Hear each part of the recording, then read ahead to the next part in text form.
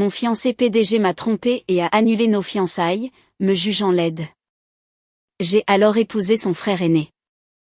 Le jour de notre mariage, en me voyant, son visage s'est décomposé par le regret. Il était 23h30. Victor Delacroix est arrivé avec 2 assistants et un avocat d'affaires dans le domaine familial. Il a jeté les documents légaux mettant fin à nos fiançailles, frappés d'un logo en feuille d'or, sur la table basse en verre devant moi. Ses chaussures italiennes sur mesure ont marché sur le bord de ma robe qui traînait sur le sol.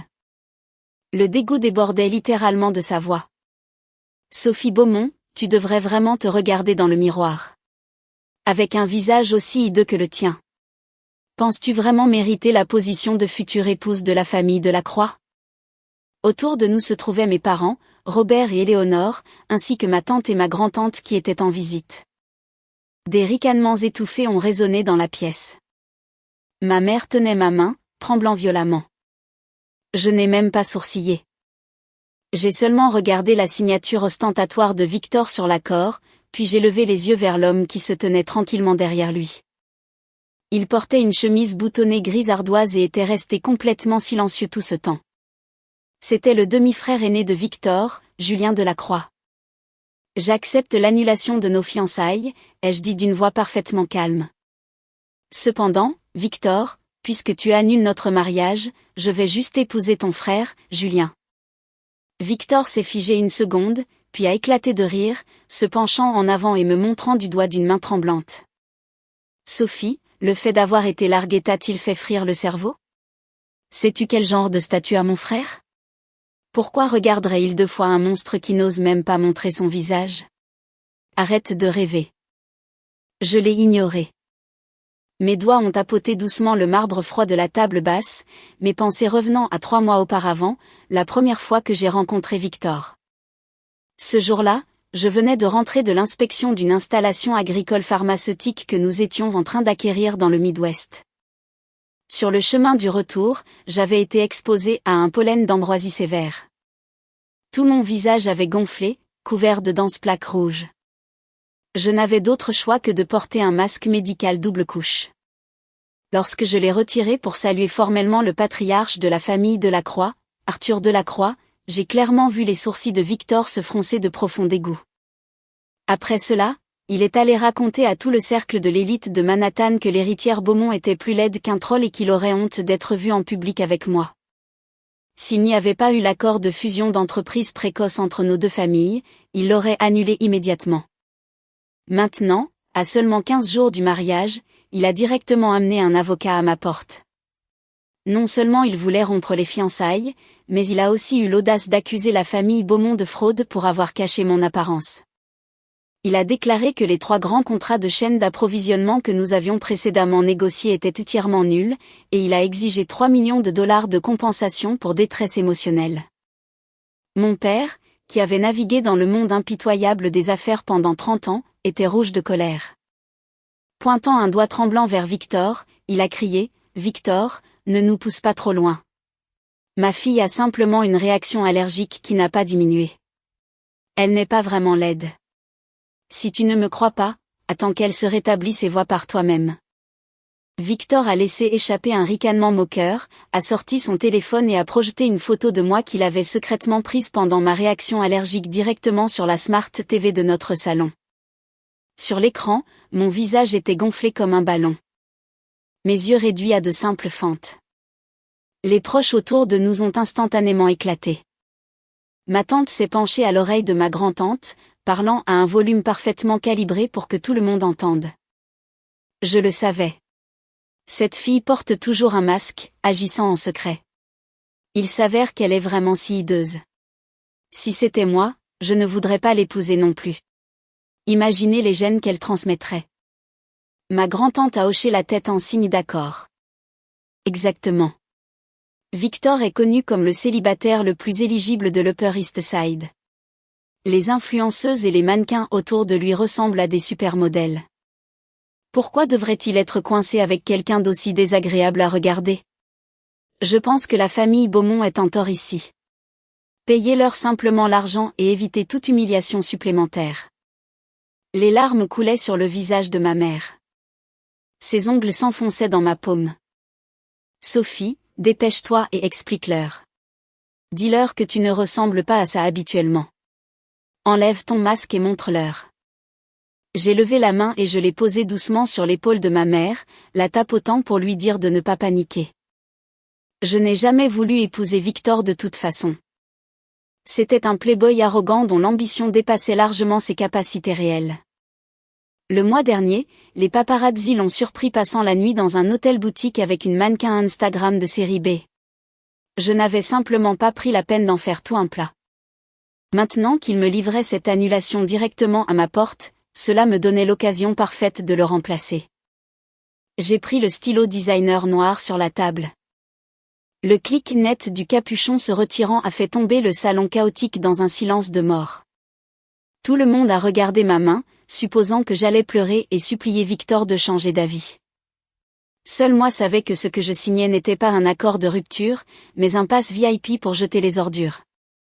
La pointe du stylo a rencontré le papier et j'ai signé mon nom en écriture cursive parfaite sans une seule seconde d'hésitation. Victor a été abasourdi pendant 2 secondes avant de remettre son masque arrogant. Heureux que tu connaisses ta place et que tu réalises que tu n'es pas assez bien pour moi. Quant aux 3 millions de dollars de compensation, il n'y a pas d'urgence. J'ai poussé l'accord signé vers lui, levant les yeux vers l'homme appuyé contre le mur derrière lui, Julien Delacroix. Julien était le fils aîné de la famille Delacroix, 3 ans plus âgé que Victor.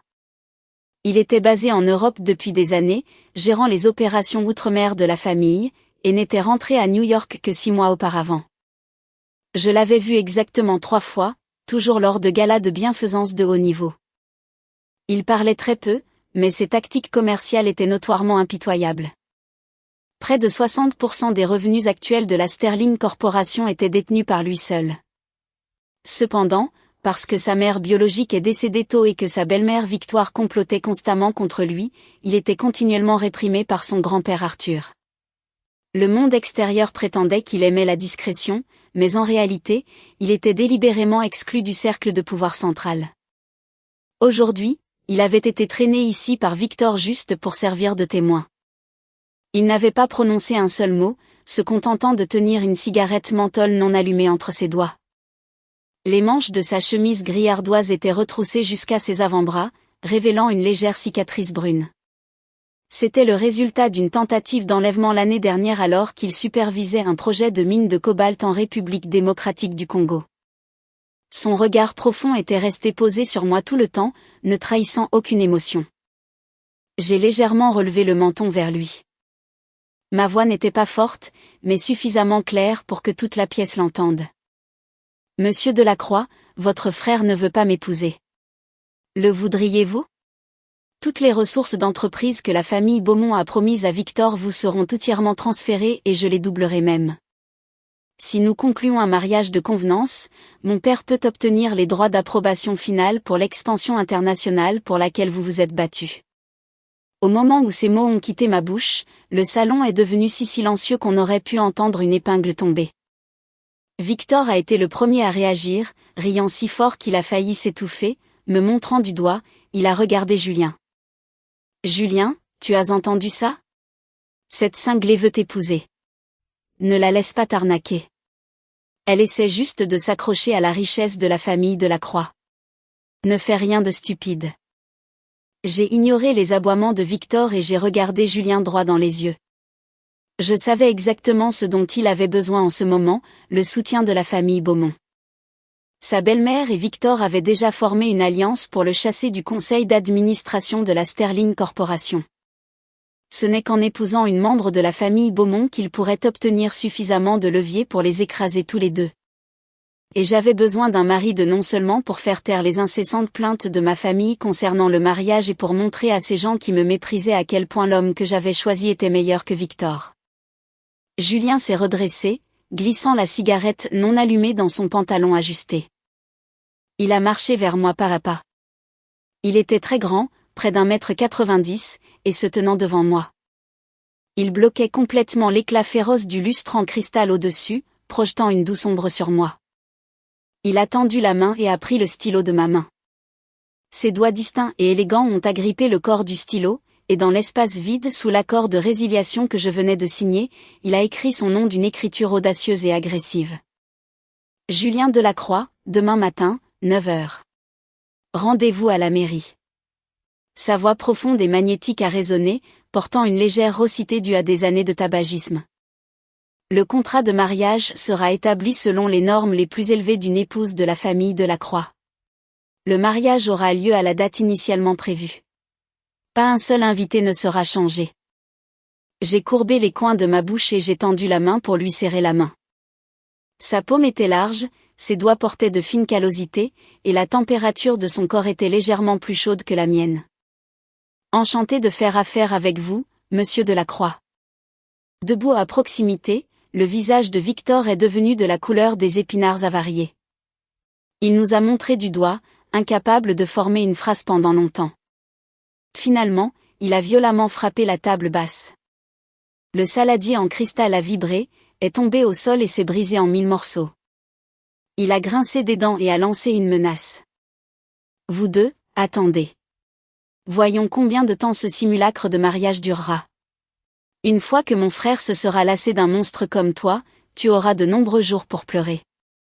Sur ce, il est sorti en furie, claquant la porte derrière lui avec son avocat et ses assistants. Le salon est resté avec un groupe de proches qui n'avaient pas encore retrouvé leurs esprits, et mes parents, dont les visages étaient des images de choc total. Je me suis tournée pour regarder Julien. Il regardait nos mains jointes, un sourire faible, presque imperceptible, au coin de ses yeux. Après le départ de Julien, les proches dans le salon ont immédiatement explosé en bavardage. Ma tante a été la première à se précipiter, saisissant le bras de ma mère avec un air de déception extrême. Éléonore, Sophie a-t-elle vraiment perdu la tête à cause du choc? Sais-tu qui est Julien Delacroix? On l'appelle le fils aîné, mais il n'a aucun pouvoir dans cette maison.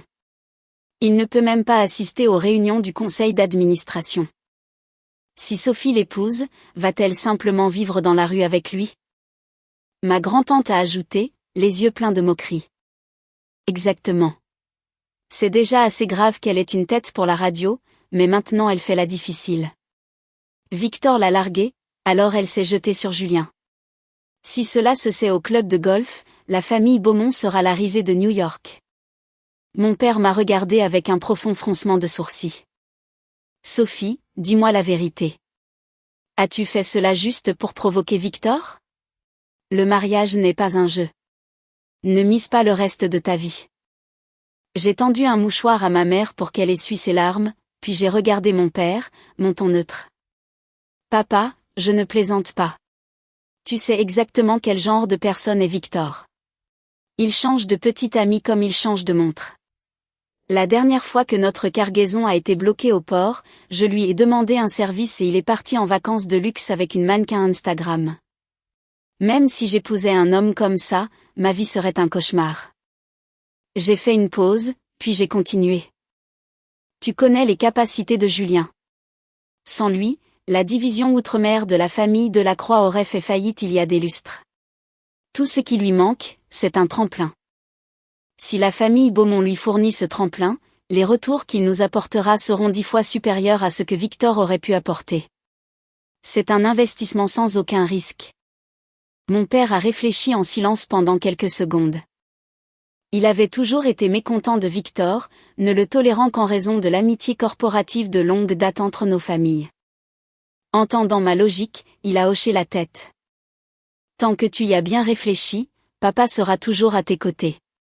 Si la famille Delacroix ose te maltraiter, même si je dois faire faillite toute cette entreprise, je te soutiendrai. Ma mère était toujours inquiète. Elle a touché le bord de mon masque, ses yeux larmoyants.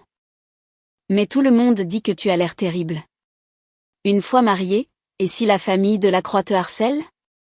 Pourquoi ne pas simplement enlever le masque demain et montrer à tout le monde à quoi tu ressembles réellement pour qu'ils arrêtent de bavarder? J'ai souri et j'ai posé ma main sur celle de ma mère. Pas de précipitation, maman. Ce serait ennuyeux de l'enlever maintenant. Ne veulent-ils pas me voir me ridiculiser? Je les laisserai regarder tout ce qu'ils veulent. Le retirer le jour du mariage aura le meilleur effet. Le lendemain matin à 9h, je suis arrivée pile à l'heure à l'entrée de la mairie. Julien était déjà là, appuyé contre sa Bentley noire, tenant une pochette avec ses documents d'identité. Me voyant approcher, il m'a ouvert la portière passager et m'a tendu une tasse de café chaud. Je sais que tu n'aimes pas les choses sucrées le matin. J'ai pris un café au lait d'avoine glacé, sans sucre. J'ai été légèrement surprise. Je ne m'attendais pas à ce qu'ils connaissent ce petit détail. J'ai pris la tasse, nos doigts se frôlant légèrement. Lorsque nous sommes entrés pour traiter les formalités administratives, l'employé a levé les yeux vers mon masque médical et mes épaisses lunettes à monture noire, puis a jeté un coup d'œil à Julien, d'une beauté époustouflante dans son costume Tom Ford sur mesure. Ses yeux étaient remplis de confusion, mais elle n'a posé aucune question. Elle a rapidement finalisé notre certificat de mariage. Lorsque j'ai reçu le document officiel, Julien m'a tendu un contrat de mariage. Je l'ai parcouru. Il stipulait qu'après le mariage, la moitié de tous ses revenus me reviendraient. Les ressources que la famille Beaumont lui fournirait rapporteraient un dividende de 20% qui me serait directement versé. Si nous divorcions un jour, il me donnerait 3% supplémentaires des actions de la Sterling Corporation en compensation. Il n'y avait absolument aucune clause limitant ma liberté personnelle. J'ai levé un sourcil, surprise par sa franchise et sa générosité. J'ai immédiatement pris un stylo et l'ai signé. Monsieur Delacroix est certainement décisif, bien meilleur que votre frère. Il a rangé l'accord dans sa mallette en cuir. Je ne laisserai jamais ma femme subir de griefs. La nouvelle a rapidement atteint le domaine Delacroix. L'après-midi même, Arthur Delacroix, le patriarche de la famille, a appelé, exigeant que nous retournions au manoir familial dans les Hantons pour le dîner. Dès que nous avons franchi la porte, nous sommes tombés sur la mère de Victor, Victoire.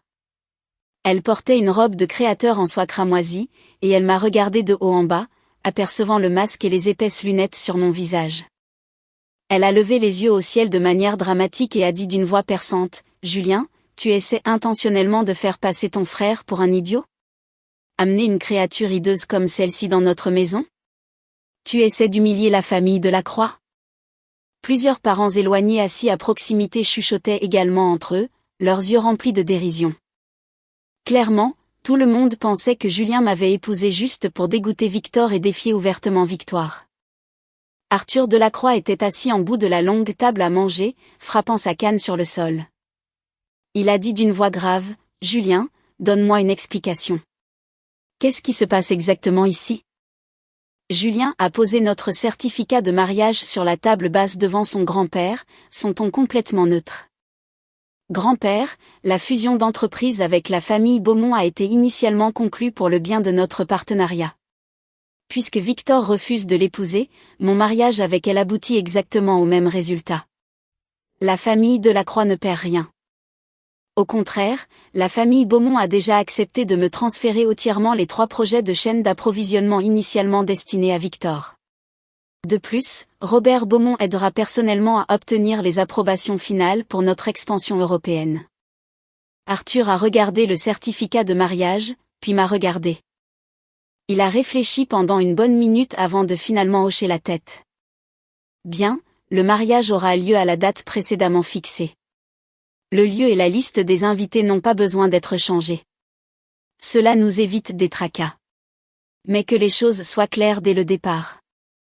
Si Sophie cause le moindre chaos après son mariage dans cette famille, je te tiendrai seul responsable. Victoire a voulu intervenir, mais un seul regard d'Arthur l'a fait taire. Elle n'a pu que tordre sa taille de colère et s'éloigner en trombe. Avant de partir, elle m'a lancé un regard venimeux, comme si elle voulait me dépecer vivante. Au cours de la semaine suivante, les rumeurs se sont répandues comme une traînée de poudre dans le cercle de l'élite de Manhattan. Tout le monde disait que le fils aîné de la famille Delacroix avait épousé une fille Beaumont affreusement laide juste pour provoquer son jeune frère. Tout le monde attendait de nous voir devenir une blague. Les gens ont même commencé à parier au country club, pariant sur si le mariage aurait réellement lieu et combien de temps il faudrait avant que je sois expulsée de la famille Delacroix. Lorsque le personnel de la famille Delacroix a préparé ma robe de mariée, ils ont délibérément sorti un style de saison passée d'il y a 10 ans. La dentelle était déjà jaunie. Les bijoux assortis étaient faits de diamants synthétiques bon marché qui manquaient de toute véritable brillance. Victor est même allé jusqu'à se rendre à mon appartement de luxe pour me railler. Appuyé contre l'encadrement de ma porte, lançant ses clés de Porsche en l'air, il a raillé. Sophie, je pensais que tu étais une génie. Il s'avère que tu ne peux ramasser que les ordures que j'ai jetées avec ton visage laid. Épouser mon frère ne te sauvera pas. Il ne fait que t'utiliser comme un pion. Une fois qu'il aura fini d'exploiter ta famille, il te jettera à la rue. Ne viens pas me supplier quand cela arrivera. J'étais debout devant le miroir, ajustant les sangles de mon masque. Entendant cela, je l'ai regardé. Pas besoin de t'inquiéter, Victor. Tu devrais te concentrer sur la gestion de ta petite influenceuse. Hier encore, j'ai reçu la photo qu'elle m'a envoyée. C'est une vidéo de vous deux dans cet hôtel boutique. Elle a demandé 3 millions de dollars pour la supprimer.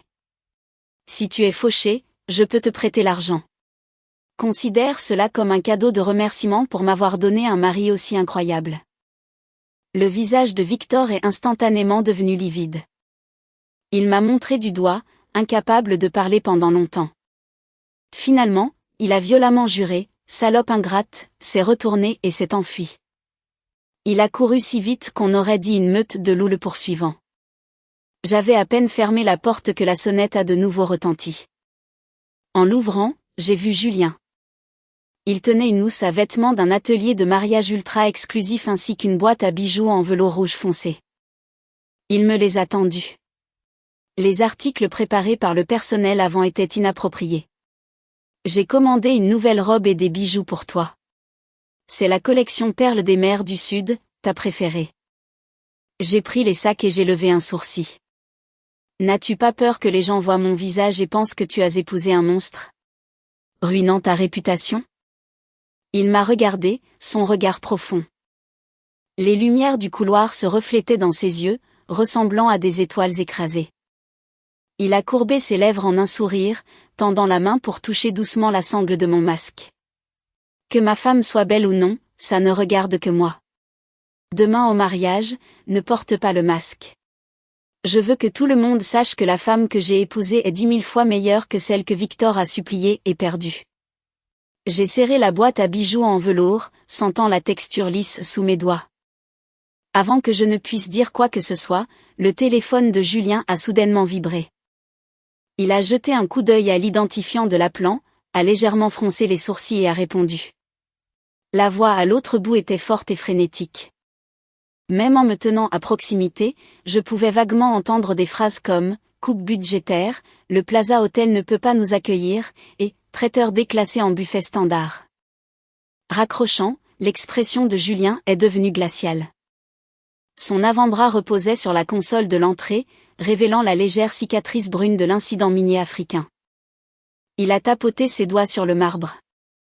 Le parent éloigné en charge de l'organisation du mariage est le cousin de Victoire. Il vient de prétendre que le budget de 2 millions de dollars pour le mariage a été bloqué par le service financier et qu'ils ne peuvent en débloquer que 600 000. Ils annulent l'hôtel 5 étoiles et le déplacent dans une salle de banquet bon marché en banlieue. Les arrangements floraux et le menu sont réduits de moitié. Il est évident qu'ils nous sabotent, essayant de faire en sorte que votre mariage ait l'air minable et d'humilier la famille Beaumont. Oh, ai-je répondu, laissant échapper un rire. Pas besoin de se mettre en colère pour quelque chose d'aussi trivial.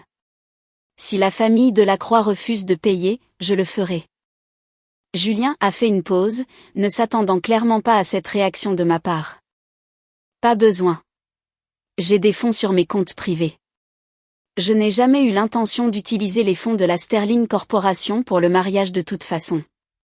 J'ai secoué la tête, j'ai sorti mon téléphone, j'ai fait défiler mes contacts pour trouver le numéro de David Mercier, le directeur général de l'hôtel Saint-Régis, et j'ai composé. Le Saint-Régis avait la seule salle de bal pantouse ultra-luxe de la ville surplombant Central Park. Habituellement, il fallait la réserver au moins 1 an à l'avance. Ma famille y avait déjà organisé des galas, et j'avais rencontré David plusieurs fois. La semaine dernière, j'avais appris qu'un milliardaire de la technologie qui avait réservé la salle de bal pour le 15 de ce mois, exactement le jour de notre mariage, avait eu une crise soudaine et avait annulé, laissant le lieu grand ouvert. L'appel a été rapidement connecté, et la voix de David était extrêmement polie. Mademoiselle Beaumont, cela fait un moment. Comment puis-je vous aider? Je n'ai pas tourné autour du pot. David, j'ai entendu dire que votre salle de bal Penthouse s'était libérée pour le 15 de ce mois. Il se trouve que je me marie ce jour-là. Je réserverai tout l'étage. Pour la décoration, utilisez votre niveau le plus élevé. Rose blanche et perles. Fixez le menu à $5 000 par assiette. Pour chaque invité, préparez un ensemble cadeau personnalisé de perles des mers du Sud comme cadeau de remerciement. Facturez le montant total sur mon compte privé. Vous pouvez débiter la compte dès maintenant. David a été clairement abasourdi pendant quelques secondes avant que son ton ne devienne encore plus chaleureux. Oh là là, mademoiselle Beaumont, quel timing incroyable. L'annulation est arrivée ce matin même et plusieurs personnes la convoitaient déjà. Si vous la voulez, elle est à vous immédiatement. Aucun acompte n'est nécessaire.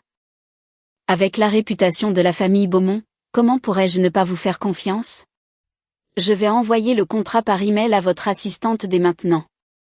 Après avoir raccroché juste devant Julien, j'ai envoyé un SMS à mon assistante personnelle, Clara, pour qu'elle s'occupe du contrat et du virement du paiement intégral. Le processus entier a pris moins de 10 minutes. En me regardant opérer, l'amusement dans les yeux de Julien s'est approfondi, remplaçant complètement la colère glaciale des instants précédents. Il a tendu la main et m'a ébouriffé les cheveux, apportant avec lui la légère odeur de menthol. Tu étais préparé. Pas vraiment, ai-je dit, en agitant mon téléphone. J'ai juste entendu mon père mentionner que le Saint-Régis avait une ouverture la semaine dernière. Je me demandais si nous devions changer de lieu. Cela m'a juste épargné la peine de discuter avec ta famille. J'ai ouvert le groupe de discussion e-message de la famille de la Croix. Quelques instants auparavant, ce parent avait posté un long paragraphe se plaignant des budgets serrés, disant que le mariage avait été temporairement déplacé dans une salle de traiteur bon marché en banlieue et demandant la compréhension de tous. En dessous, plusieurs membres de la famille élargie commentaient, faisant des remarques sarcastiques sur le fait que la fille Beaumont n'était de toute façon pas assez bien pour Julien. Alors, pourquoi gaspiller de l'argent pour un beau mariage? Mieux valait économiser l'argent pour le futur mariage de Victor. Victoire avait même répondu avec un emoji de hochement de tête, rendant évident que tout cela était orchestré. J'ai directement téléchargé le PDF de confirmation de la salle de bal Penthouse du Saint-Régis ainsi qu'une capture d'écran du paiement intégral viré directement dans le groupe de discussion en taguant spécifiquement le parent. Plus besoin de vous inquiéter pour le lieu du mariage. J'ai déjà réservé la salle de bal Penthouse du Saint-Régis. Je couvre tous les frais personnellement. Vous pouvez retourner ce qui reste de ce budget initial de $2 millions sur le compte de l'entreprise. Nous ne voudrions pas que des étrangers disent que la famille de la Croix est si fauchée qu'elle ne peut même pas se permettre un dîner de mariage. Vous vous humilieriez. Le groupe de discussion est tombé dans un silence de mort pendant 5 minutes complètes. Puis il a explosé. Les proches qui faisaient des remarques sarcastiques ont complètement disparu. Le compte de l'organisateur est resté silencieux pendant longtemps avant qu'il ne réponde finalement avec un emoji tremblant et ne balbutie un texte. Mademoiselle Beaumont, le Penthouse du Saint-Régis. N'est-ce pas un endroit réservé un an à l'avance? Avant même que je ne puisse répondre, David Mercier a publié sur Instagram. C'était une photo de la salle de bal Penthouse du Saint-Régis. La légende disait: félicitations pour les noces à venir de mademoiselle Sophie Beaumont et monsieur Julien Delacroix. Le 15 de ce mois, tout le niveau Penthouse sera fermé exclusivement pour accueillir leur mariage. Veuillez l'attendre avec impatience. Cela a complètement tué le bavardage dans le groupe. Même les trolls les plus courageux n'ont pas osé prononcer un mot. Qu'impliquait la réservation du Penthouse du Saint-Régis? Les frais de location seuls étaient astronomiquement élevés. Ajoutez $5 000 par assiette et un ensemble cadeau de perles personnalisées pour chaque invité, le mariage entier dépasserait facilement les $15 millions, et j'avais dépensé ce genre d'argent sans sourciller. J'ai jeté un coup d'œil au profil de Victoire dans le chat. Elle était complètement hors ligne. Elle était probablement en train de jeter son téléphone contre le mur de rage. Bien sûr, pas 10 minutes plus tard, Julien a reçu un appel du parent en charge de la planification. Sa voix semblait sur le point de pleurer, s'excusant abondamment, affirmant qu'il était juste confus et n'aurait jamais dû écouter Victoire pour réduire le budget, nous suppliant de ne pas en parler à Arthur. Julien n'a pas pris la peine de lui gaspiller son souffle. Il a simplement dit que ça n'arrive plus et a raccroché. Les nouvelles se sont répandues rapidement. En une demi-journée, tout le cercle de l'élite de Manhattan le savait. Les côtes de Paris souterraines pour l'annulation du mariage étaient de 1 contre 12. Maintenant, elles ont grimpé à 1h05. Beaucoup de gens qui avaient parié contre moi ont paniqué, essayant frénétiquement de se couvrir en misant sur ma survie dans la famille. Ma mère m'a appelé en riant sans arrêt. Elle a dit que ma tante et ma grand-tante avaient mal parlé de mon mariage bon marché dans mon dos. Mais dès qu'elles ont entendu parler du Saint-Régis, elles se sont tues complètement. Elles se sont même retournées et ont supplié ma mère de s'assurer qu'elles aient de bonnes places. Julien s'est penché en arrière sur le canapé, me regardant avec un sourire, tenant notre certificat de mariage. Je réfléchissais à la façon de te soutenir, mais tu as tout géré toi-même. Tu es encore plus redoutable que je ne l'imaginais. J'ai levé un sourcil. Naturellement, je ne laisserai jamais personne traiter mon mariage comme une blague. Le jour du mariage était parfait. La salle de bal Penthouse du Saint-Régis avait été transformée en un océan de roses blanches. Les centres de table de chaque table étaient agrémentés de perles des mers du Sud impeccables. La brise soufflait des fenêtres du sol au plafond, faisant teinter doucement les carillons à vent en perles suspendues au plafond, remplissant l'air du léger parfum des roses. Je portais la robe de haute couture sur mesure que Julien avait commandée pour moi. L'ourlet brodé de perles écrasées. Mon visage était couvert d'un voile de perles semi-transparent, obscurcissant mes traits et ne révélant que la ligne élégante de ma mâchoire et mes lèvres cramoisies. Julien se tenait à mes côtés dans un costume sur mesure assorti. Mesurant près d'1,90 m, il bloquait la lumière aveuglante du soleil provenant des fenêtres. Il a tendu la main et a ajusté le diadème de perles sur ma tête, demandant doucement, nerveuse. J'ai secoué la tête et j'ai regardé à travers le voile les invités en dessous. Presque toutes les figures éminentes de la haute société de Manhattan étaient présentes. Tout le monde avait un air d'intense curiosité, leurs yeux dérivant constamment vers moi. Des groupes se sont rassemblés, chuchotant. Je n'avais pas besoin de deviner pour savoir qu'ils discutaient exactement de mon apparence. La rumeur selon laquelle j'étais hideuse avait circulé pendant près de 3 mois. Tout le monde attendait de me voir lever le voile. Victoire était assise à côté d'Arthur Delacroix, vêtue d'une robe de créateur violet foncé. Elle affichait un faux sourire, mais ses yeux se posaient constamment sur moi, dégoulinant de malice. Mes 2 tantes, amatrices de ragots, étaient assises dans la section de la famille Beaumont. Leur raillerie précédente avait entièrement disparu.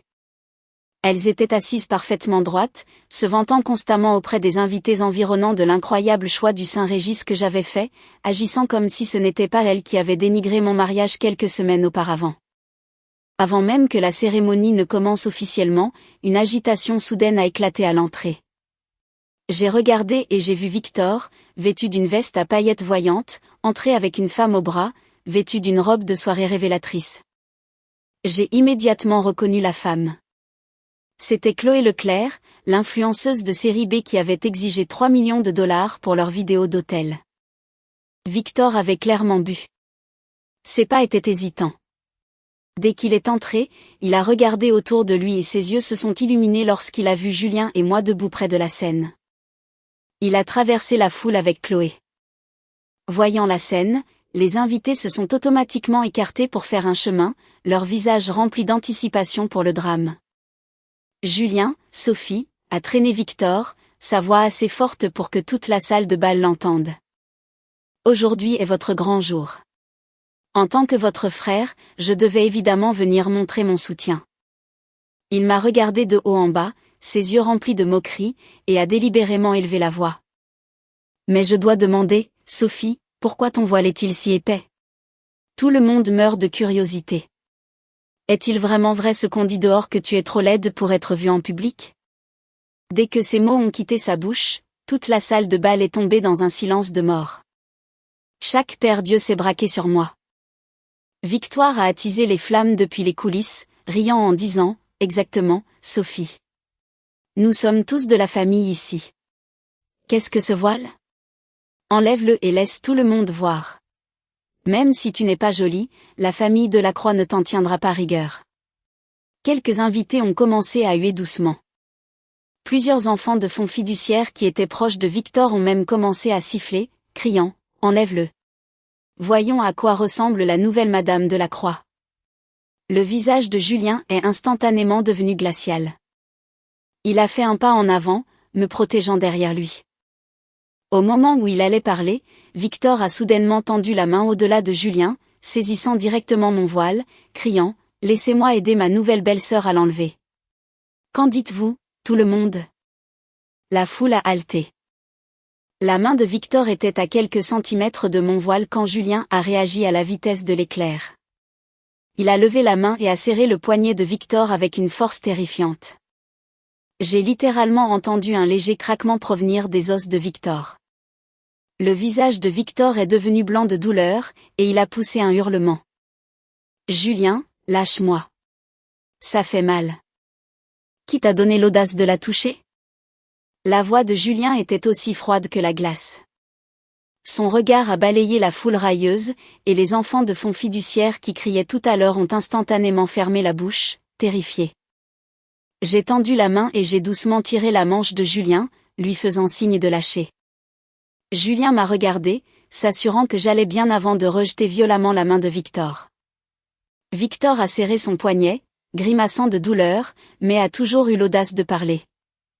Je voulais juste voir à quoi ressemblait ma belle-sœur.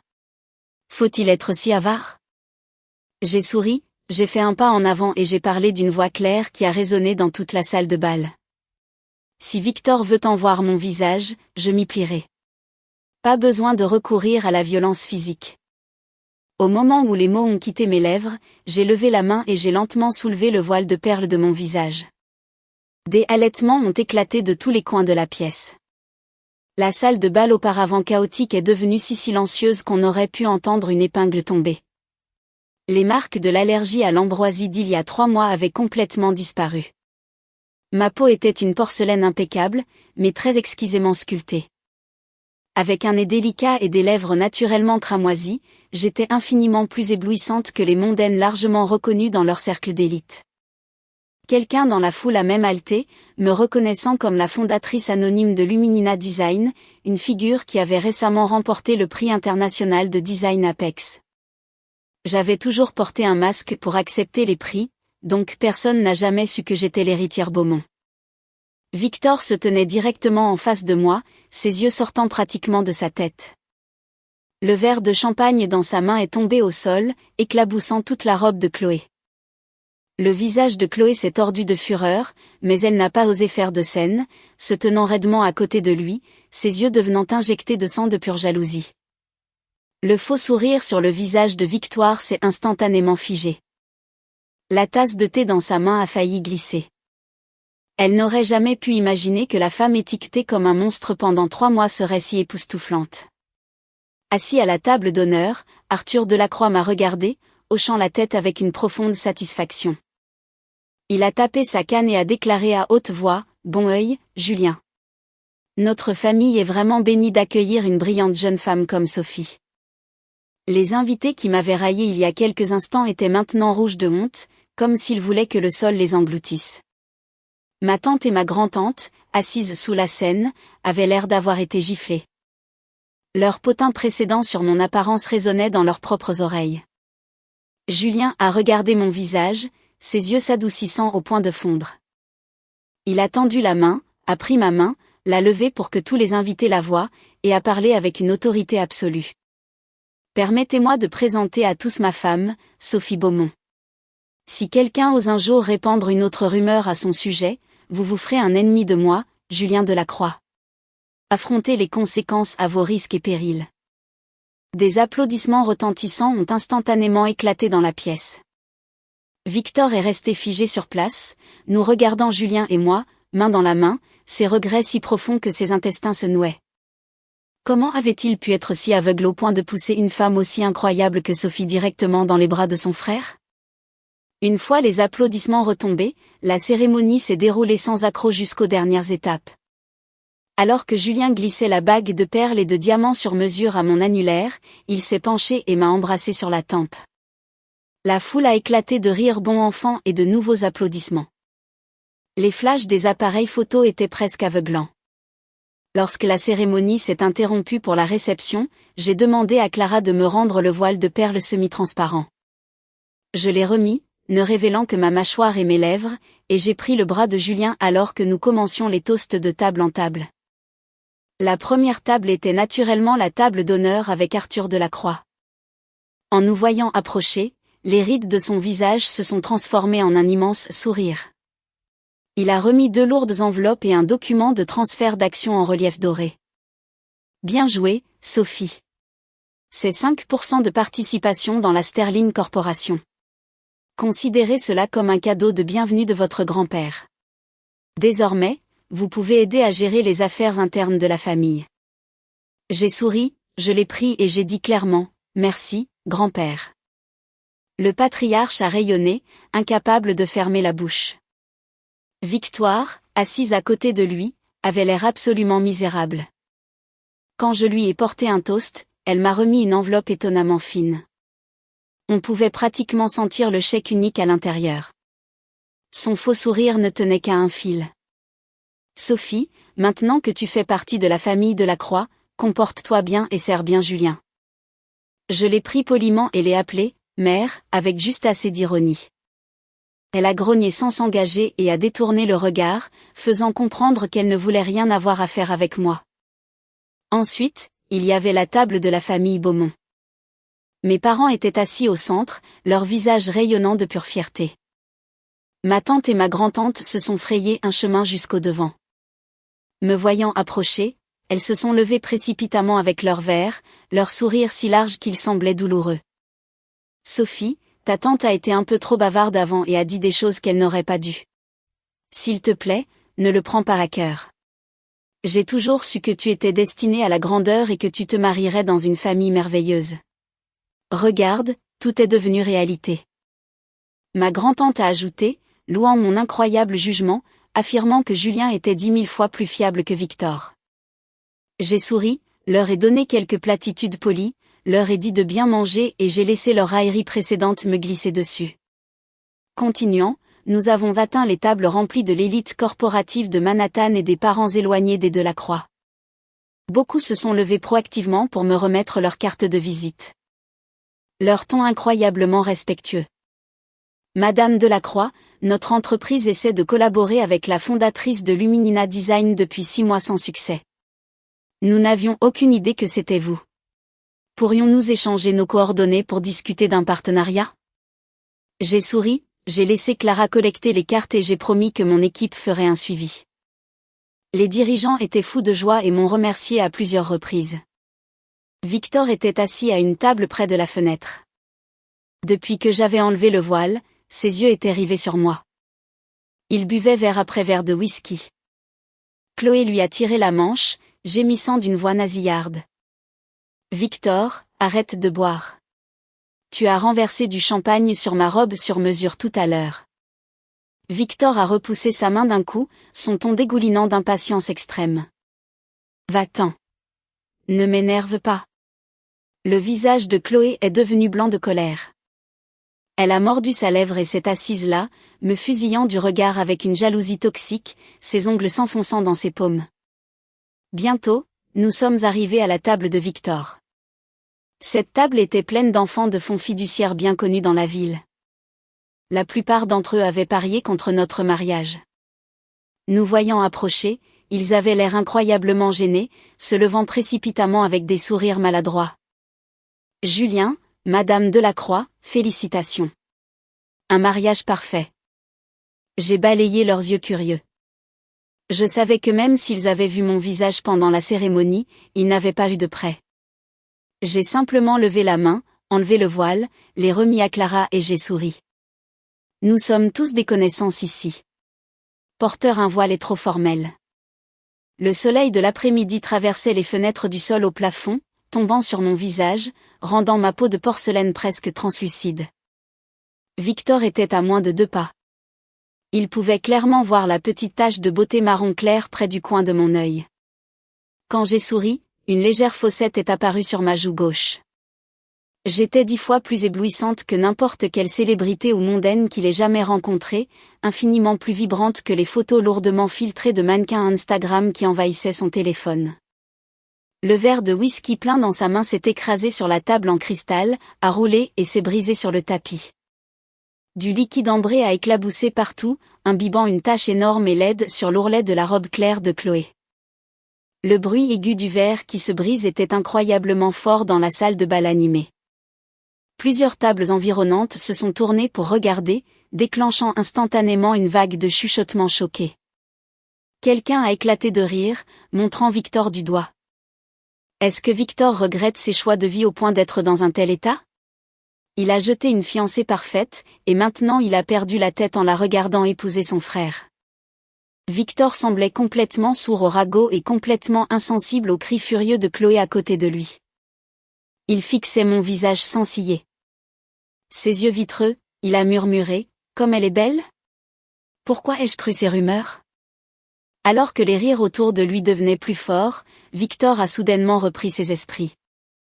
Il a repoussé Chloé, trébuchant un pas en avant, manquant de trébucher sur le verre brisé. Il s'est à peine rattrapé sur le bord de la table. Il m'a regardé, ses yeux pleins de regrets désespérés, et a crié assez fort pour que 4 tables entendent, « Sophie, j'ai eu tort. J'ai été aveuglé par les rumeurs. Je n'aurais jamais dû rompre les fiançailles. Donne-moi une autre chance, s'il te plaît. » Toute la salle de bal est retombée dans un silence de mort. Même le groupe de musique sur scène a cessé de jouer. Chaque paire d'yeux s'est tourné, regardant ce drame explosif se dérouler. Victoire, debout près de la table d'honneur, est devenue de la couleur du papier d'imprimante.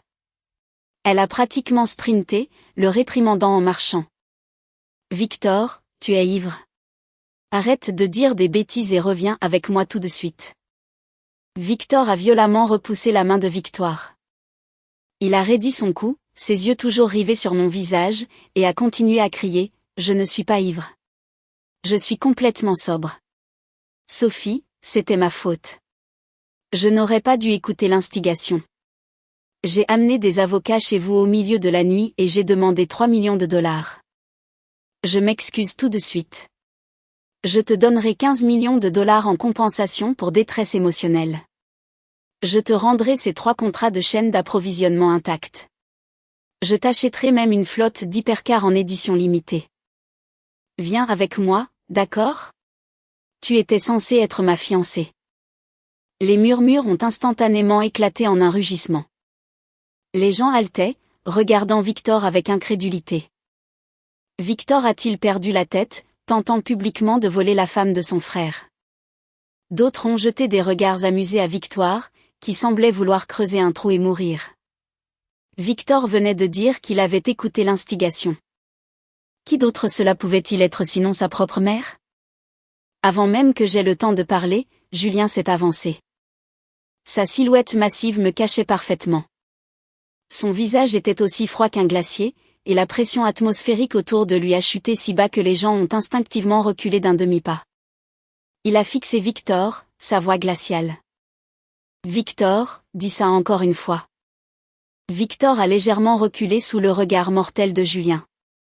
Mais pensant à mon visage et aux droits d'approbation internationaux détenus par la famille Beaumont, il s'est ressaisi et a crié, « Julien, ne fais pas semblant de ne pas savoir pourquoi tu as épousé Sophie.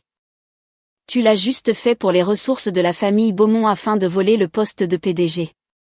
Tu ne l'aimes pas, laisse-la partir. Elle m'appartient. Elle n'était jamais censée être ta femme. » « Tais-toi, » a ricané Julien. Il a pointé un doigt vers la sortie de la salle de bal, son ton totalement dénué de chaleur. « Je te donne 3 secondes pour dégager d'ici par tes propres moyens. Sinon, ça ne me dérange pas de faire appel à la sécurité pour te jeter dehors. » Je suis sorti de derrière Julien. Le sourire sur mon visage avait entièrement disparu. Mes yeux fixaient Victor comme de la glace. Victor, quand tu as amené tes avocats à ma porte, jeté les papiers de résiliation à mon visage, demandé 3 millions de dollars et annulé tous nos contrats. Y as-tu jamais pensé aujourd'hui? J'ai été parfaitement claire la nuit où j'ai signé ces papiers. C'est entièrement fini entre nous. Je suis maintenant l'épouse légale de Julien. Je suis ta belle-sœur. Tu ferais mieux de montrer un peu de respect. Regardant mon expression froide, Victor a paniqué encore plus. Il savait que j'étais une femme de parole. La nuit où il a rompu les fiançailles, je n'avais pas versé une seule larme. J'avais juste signé le papier et immédiatement demandé à épouser son frère. S'il ne saisissait pas ce moment, il ne me regagnerait jamais de sa vie. Dans un moment de pur désespoir, il a jeté sa propre mère sous le bus. En fait, Victoire m'a forcé. C'est elle qui m'a dit que tu étais laide. Elle a dit que je pouvais obtenir les ressources de la famille Beaumont quand je voulais. C'est pourquoi j'ai perdu la tête et rompu les fiançailles. Tu dois me croire. Je t'aime vraiment. La seconde où ces mots sont tombés, le visage de Victoire s'est vidé de tout sang. Elle est restée figée sur place, souhaitant que le sol s'ouvre et l'engloutisse. Tous les yeux dans la pièce se sont tournés pour la regarder. Donc, la fameuse rupture de fiançailles avait été entièrement orchestrée par Victoire en coulisses. À la table d'honneur, Arthur Delacroix a frappé sa canne sur le sol si fort que toute la pièce a sursauté. Sa voix tonitruante a résonné. Victoire, tu as complètement échoué en tant que mère. Quand ce mariage sera terminé, il y aura un règlement de compte sévère. Victoire a violemment tressailli. Elle n'a pas osé prononcer un seul mot, inclinant la tête et se tenant sur le côté, trop humiliée pour même lever les yeux. Victor a quand même essayé de se jeter en avant, tendant la main pour attraper mon bras. Les yeux de Julien ont brillé d'une intention meurtrière absolue. Il a levé la main et a asséné une gifle vicieuse du revers de la main. Le claquement sec de la gifle a résonné dans toute la salle de bal. La tête de Victor a été projetée sur le côté. 5 marques de doigts rouges vives ont instantanément fleuri sur sa joue. Je vais le dire une dernière fois. Dehors. La voix de Julien avait perdu toute patience. Il a levé la main et a fait un signe. 2 gardes de sécurité massifs postés à la porte ont immédiatement sprinté, immobilisant les bras de Victor des 2 côtés. Victor s'est débattu sauvagement, criant « Sophie, je n'abandonnerai pas. Je te reconquérirai. » Julien, qu'est-ce qui te donne le droit de me frapper? Debout à côté de lui, Chloé a regardé ce cirque total. Elle a regardé ma robe de haute couture, puis a regardé la tendresse fondante dans les yeux de Julien quand il me regardait. Ses yeux sont devenus rouges de jalousie. Elle pensait à l'origine que s'accrocher à Victor était son ticket d'entrée dans la haute société. Maintenant, il était clair que Victor était entièrement obsédé par moi. Elle m'a blâmé pour tout le désastre.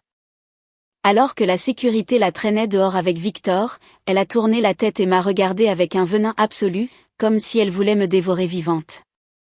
Les 2 ont été brutalement jetés physiquement par les portes d'entrée du Saint-Régis. La salle de bal s'est lentement calmée. Les invités se sont regardés, l'atmosphère épaisse d'une gêne extrême. Julien a balayé la foule du regard et a dit d'une voix calme et puissante, « Je m'excuse pour le spectacle. La réception va continuer. Pour montrer notre gratitude, ma femme et moi ajouterons un collier de perles des mers du Sud à chaque sac cadeau d'invités. » La foule a instantanément éclaté en acclamations et applaudissements. La gêne a été entièrement effacée. Tout le monde louait bruyamment Julien pour sa générosité et sa protection envers sa femme et me disait à quel point j'avais de la chance. J'ai passé mon bras dans celui de Julien, le regardant, mes yeux pleins d'amusement. Merci de m'avoir tiré d'affaire encore une fois. Julien a tendu la main et a doucement caressé mes cheveux, son ton incroyablement doux. Pourquoi me remercies-tu? Tu es ma femme. Si je ne te protège pas, qui le fera? Les invités environnants, voyant à quel point nous semblions profondément amoureux, n'ont pu s'empêcher d'applaudir à nouveau. Les gens qui avaient auparavant parié que notre mariage ne durerait pas 3 mois ont silencieusement sorti leur téléphone et ont changé leur pari pour que nous durions toute une vie. Debout dans un coin, nous regardant continuer nos toasts, Victoire a enfoncé ses ongles manucurés dans ses paumes, la malice saignant pratiquement de ses yeux. Elle a tout noté dans sa tête. Tôt ou tard, elle allait me le faire payer. 3 semaines après le mariage, Arthur a prononcé sa sentence. Victoire a été citée pour avoir échoué à élever correctement son fils, saboté une alliance familiale cruciale et causé le chaos dans la famille de la Croix.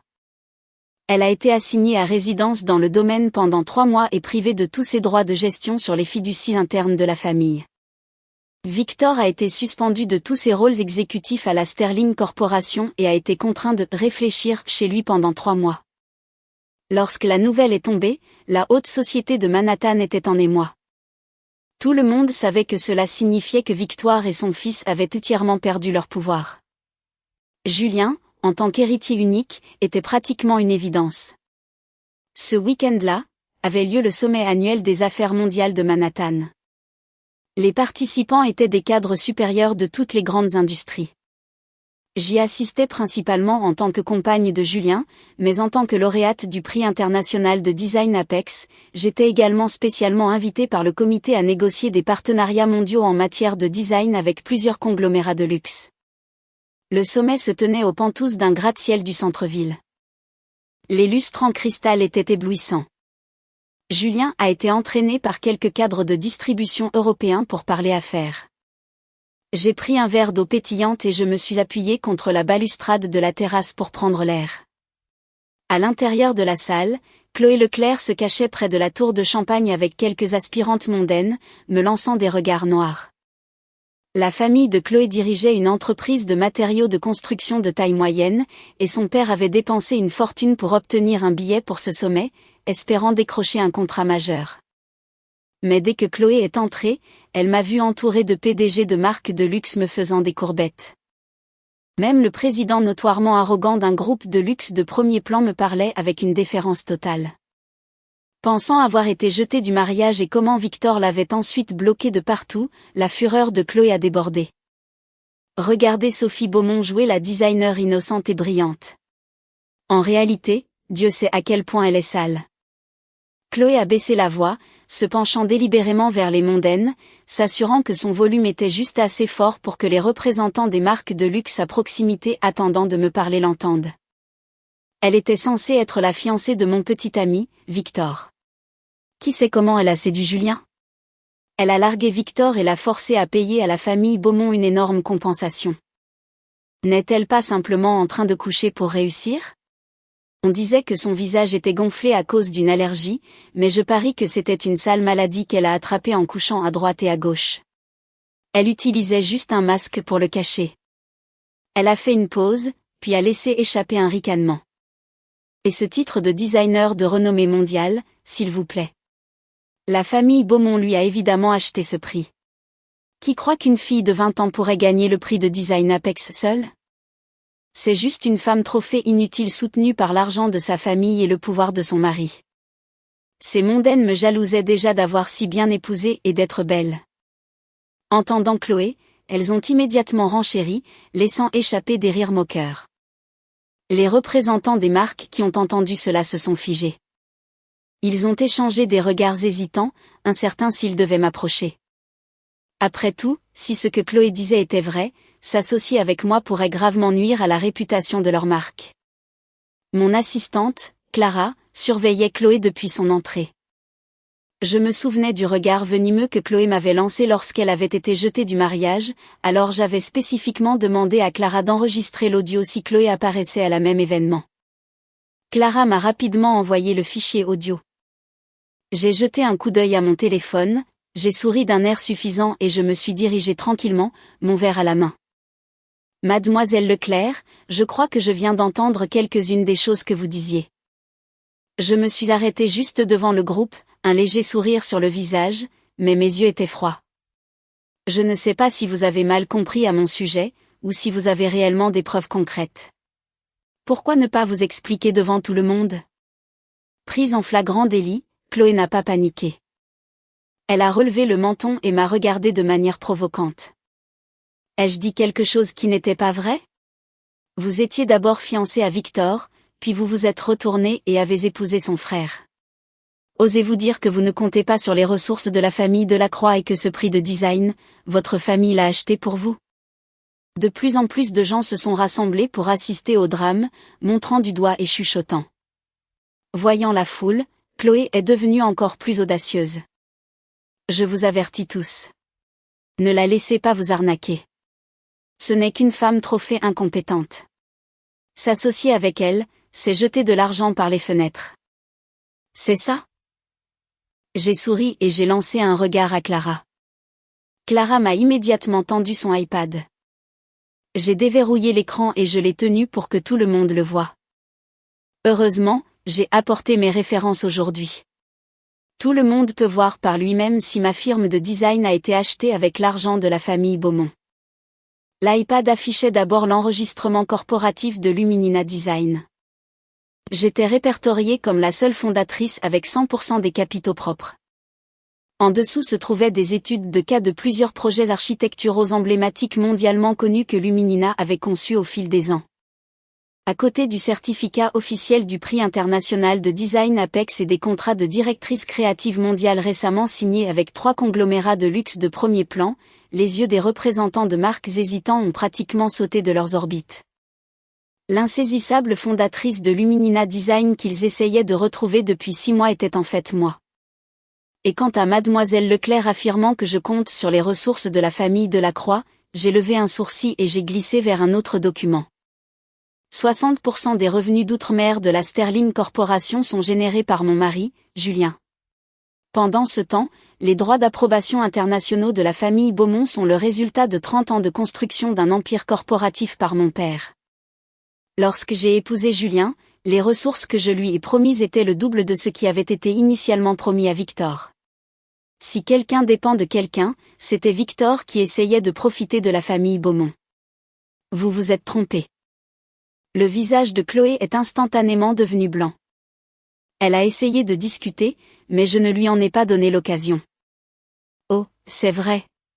Je crois que l'entreprise de construction de la famille de Mademoiselle Leclerc a soumis une offre pour le contrat de matériaux du nouveau projet de campus technologique de Luminina Design le mois dernier.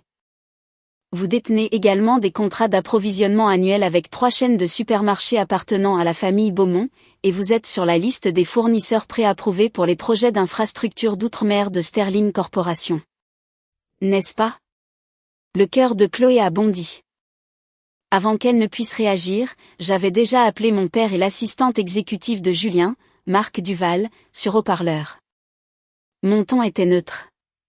Papa, résilie tous les contrats de la famille Beaumont avec Lawson et Construction. Bloque-les de toutes les futures offres. Monsieur Duval, ai-je dit à l'assistant de Julien, retirez Lawson Construction de la liste des fournisseurs d'outre-mer de Sterling Corporation interdiction permanente. Informez également le service des achats de Luminina que l'offre de Lawson est nulle. Nous ne ferons plus jamais affaire avec eux. En moins de 5 minutes, tout le processus était finalisé. Le père de Chloé, qui venait d'arriver en courant, a tout entendu. Tremblant de rage pure, il s'est jeté en avant et a asséné une gifle retentissante au visage de Chloé. Espèce de gamine ingrate. Je vais te tuer. 70% du chiffre d'affaires annuel de notre entreprise provient de ces contrats. Tu essaies de détruire notre famille? Chloé a été giflée si fort qu'elle est restée figée, se serrant le visage, me regardant avec une incrédulité totale. J'ai agité mon téléphone. J'ai oublié de mentionner que tout ce que vous venez de dire, en répandant des rumeurs à mon sujet, a été enregistré. J'ai aussi les preuves montrant que vous avez payé des paparazzi pour répandre des rumeurs sur mon apparence et envoyer les photos de ma réaction allergique à Victor. J'ai tout gardé. Si vous avez un problème avec ça, n'hésitez pas à me poursuivre en justice. Je suis prête quand vous voulez. La foule a regardé Chloé avec un dégoût et une moquerie absolue. Monsieur Leclerc, ayant perdu toute dignité, a traîné une Chloé en sanglots hors du lieu. La foule s'est dispersée et ses représentants de marque m'ont instantanément assailli, me tendant poliment des cartes de visite et me suppliant de nouer des partenariats. J'ai souri et je les ai tous acceptés. Tournant la tête, j'ai vu Julien se tenir à une courte distance, me regardant avec une tendresse pure, levant sa flûte de champagne dans un toast silencieux. 3 jours après le gala, la trésorerie de Lawson Construction a complètement cédé. Incapables de rembourser un énorme prêt bancaire, ils ont déposé le bilan en une semaine. La famille de Chloé a été expulsée, contrainte de déménager dans un appartement délabré dans les banlieues extérieures, et définitivement exilée de la haute société de Manhattan. Victor a également finalement découvert la vérité sur ce qui s'était passé il y a un an. Le jour où j'ai souffert de la grave réaction allergique, c'est Chloé qui avait payé une femme de chambre pour prendre une photo de mon visage gonflé et la faire fuiter dans les cercles mondains. Plus tard, elle a personnellement envoyé les photos à Victor, attisant les flammes en prétendant que j'étais naturellement laide et que l'allergie n'était qu'une excuse. C'est ce qui a fait croire à Victor les rumeurs. La rupture des fiançailles a également été entièrement motivée par Chloé qui lui murmurait à l'oreille et par l'instigation de Victor. Lorsque Victor l'a découvert, il a brisé la moitié des meubles de son appartement dans une rage aveugle. Il n'avait jamais imaginé avoir été manipulé par Chloé pendant si longtemps. Non seulement il avait perdu une fiancée incroyable, mais il avait aussi perdu son poste de dirigeant à Sterling Corporation, devenant la risée de New York. Il y a pensé sans fin et s'est convaincu que s'il me disait juste la vérité, je lui pardonnerais certainement. Après tout, il était aussi une victime. Ainsi, un samedi après-midi, Victor s'est présenté à l'appartement Penthouse de Julien et moi à Tribeca. Il a apporté un tas de bijoux en édition limitée, un chèque de 15 millions de dollars et les clés de 10 hypercars, désespéré de s'excuser et de supplier pour une seconde chance. Julien a ouvert la porte. Il portait des vêtements de détente décontractés. Voyant Victor se tenir là avec une montagne de cadeaux, Julien a levé un sourcil, mais ne l'a pas arrêté, s'écartant pour le laisser entrer. J'étais assise sur le tapis du salon, révisant des plans de conception sur la table basse. Entendant le bruit, j'ai levé les yeux et j'ai vu Victor. Mes sourcils se sont instantanément froncés. « Pourquoi es-tu ici, Sophie ? Je sais tout maintenant. » Victor a laissé tomber ses sacs sur le sol, s'est précipité vers moi et a claqué une pile de preuves sur la table basse, sa voix frénétique. « Chloé est celle qui a répandu les rumeurs à ton sujet. Elle m'a manipulée. Je sais que j'ai eu tort. Veux-tu bien me pardonner ? Divorce Julien et épouse-moi. Je te donnerai tous ces bijoux, le chèque de 15 millions de dollars et ces voitures en guise de règlement. J'ai aussi 2 projets de développement immobilier majeurs dans le centre-ville, évalués à 300 millions de dollars. Je te les donnerai tous. Pars avec moi, d'accord ? Julien s'est approché avec un verre d'eau chaude, me l'a tendu, puis s'est assis à côté de moi, posant naturellement son bras autour de mes épaules. Il a regardé Victor et a ricané. Ces 2 projets du centre-ville que tu as mentionnés, n'ont-ils pas connu un énorme manque de financement le mois dernier ? Il te manque 100 millions de capitaux. Sinon, ils feront défaut le mois prochain. Les banques te pressent, et tu as pratiquement mis en garantie toutes tes actions personnelles. Le visage de Victor s'est instantanément décomposé. Il n'avait aucune idée que Julien connaissait sa situation financière dans les moindres détails. Il était venu aujourd'hui à moitié pour me supplier de revenir et à moitié dans l'espoir d'utiliser ma connexion pour amener la famille Beaumont à injecter des capitaux dans ses projets en difficulté tout en récupérant les droits d'approbation internationaux. De cette façon, il pourrait renverser le conseil d'administration et voler le siège de PDG à Julien. Arrête de mentir. J'aime sincèrement Sophie. Victor a argumenté avec obstination. Julien, tu ne l'aimes pas. Tu ne l'as épousée que pour les ressources de la famille Beaumont. Laisse-la partir. Elle m'appartient. Je ne l'aime pas ? Je l'aime. Julien a laissé échapper un rire sombre, tendant la main pour me pincer la joue, son ton incroyablement indulgent. Je lui donne la moitié de tous mes revenus. Les ressources que sa famille apporte, je lui en donne 20%.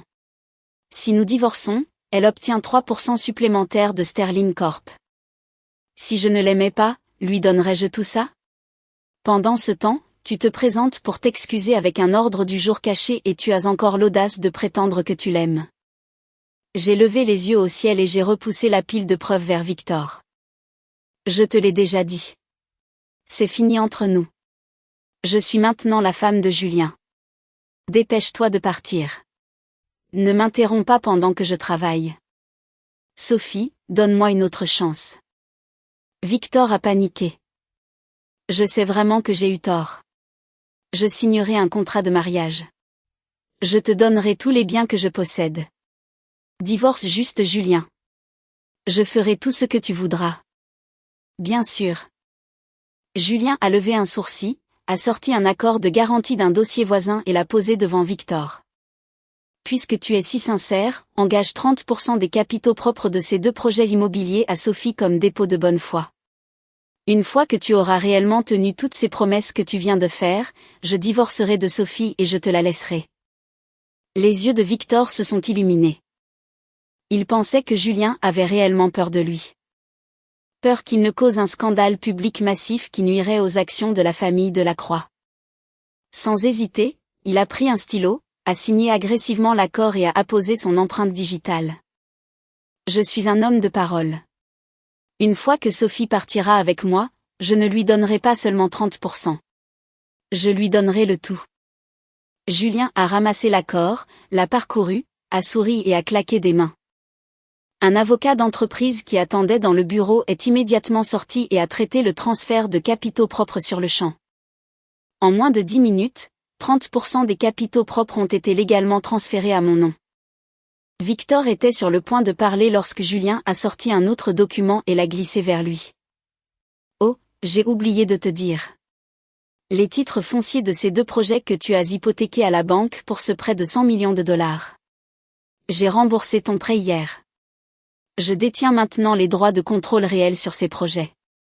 Les 30% de capitaux propres que tu viens d'engager couvrent parfaitement les 100 millions que j'ai remboursés pour toi. De plus, les 50 millions de dommages que ta rupture de fiançailles a causés à la famille Beaumont seront automatiquement déduits des revenus restants du projet. À partir de maintenant, ces 2 projets n'ont absolument plus rien à voir avec toi. Victor a figé pendant 3 secondes complètes avant de réaliser qu'il avait été complètement piégé.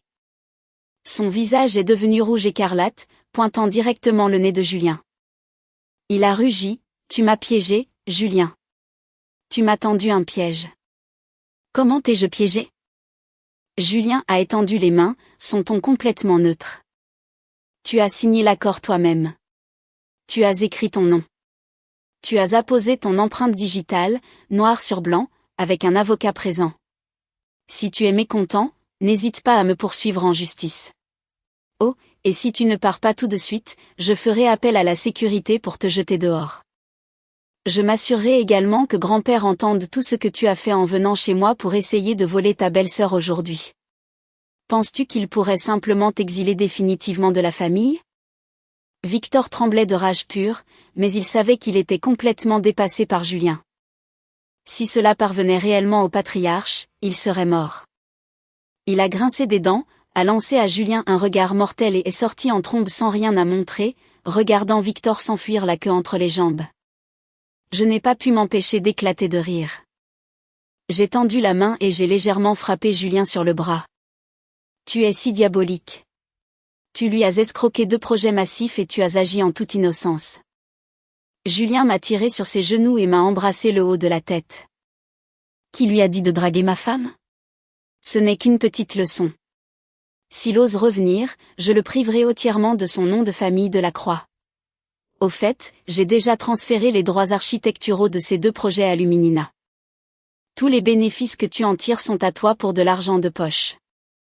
Je me suis penché contre sa poitrine, regardant la lumière du soleil pénétrer par la fenêtre, mes yeux se pliant en un sourire. Maintenant que Victoire était assignée à résidence et Victor neutralisé, nos vies pouvaient enfin retrouver la paix. Mais cette paix n'a même pas duré une semaine. L'assistante exécutive d'Arthur Delacroix a appelé. Son ton était poli, mais portait un ordre indéniable. Julien et Sophie doivent retourner au domaine ce week-end pour le dîner. Il y a des questions importantes à discuter. Raccrochant, Julien a roulé le filtre d'une cigarette menthol non allumée entre ses doigts, les sourcils levés. On dirait que le vieil homme ne peut enfin plus rester assis.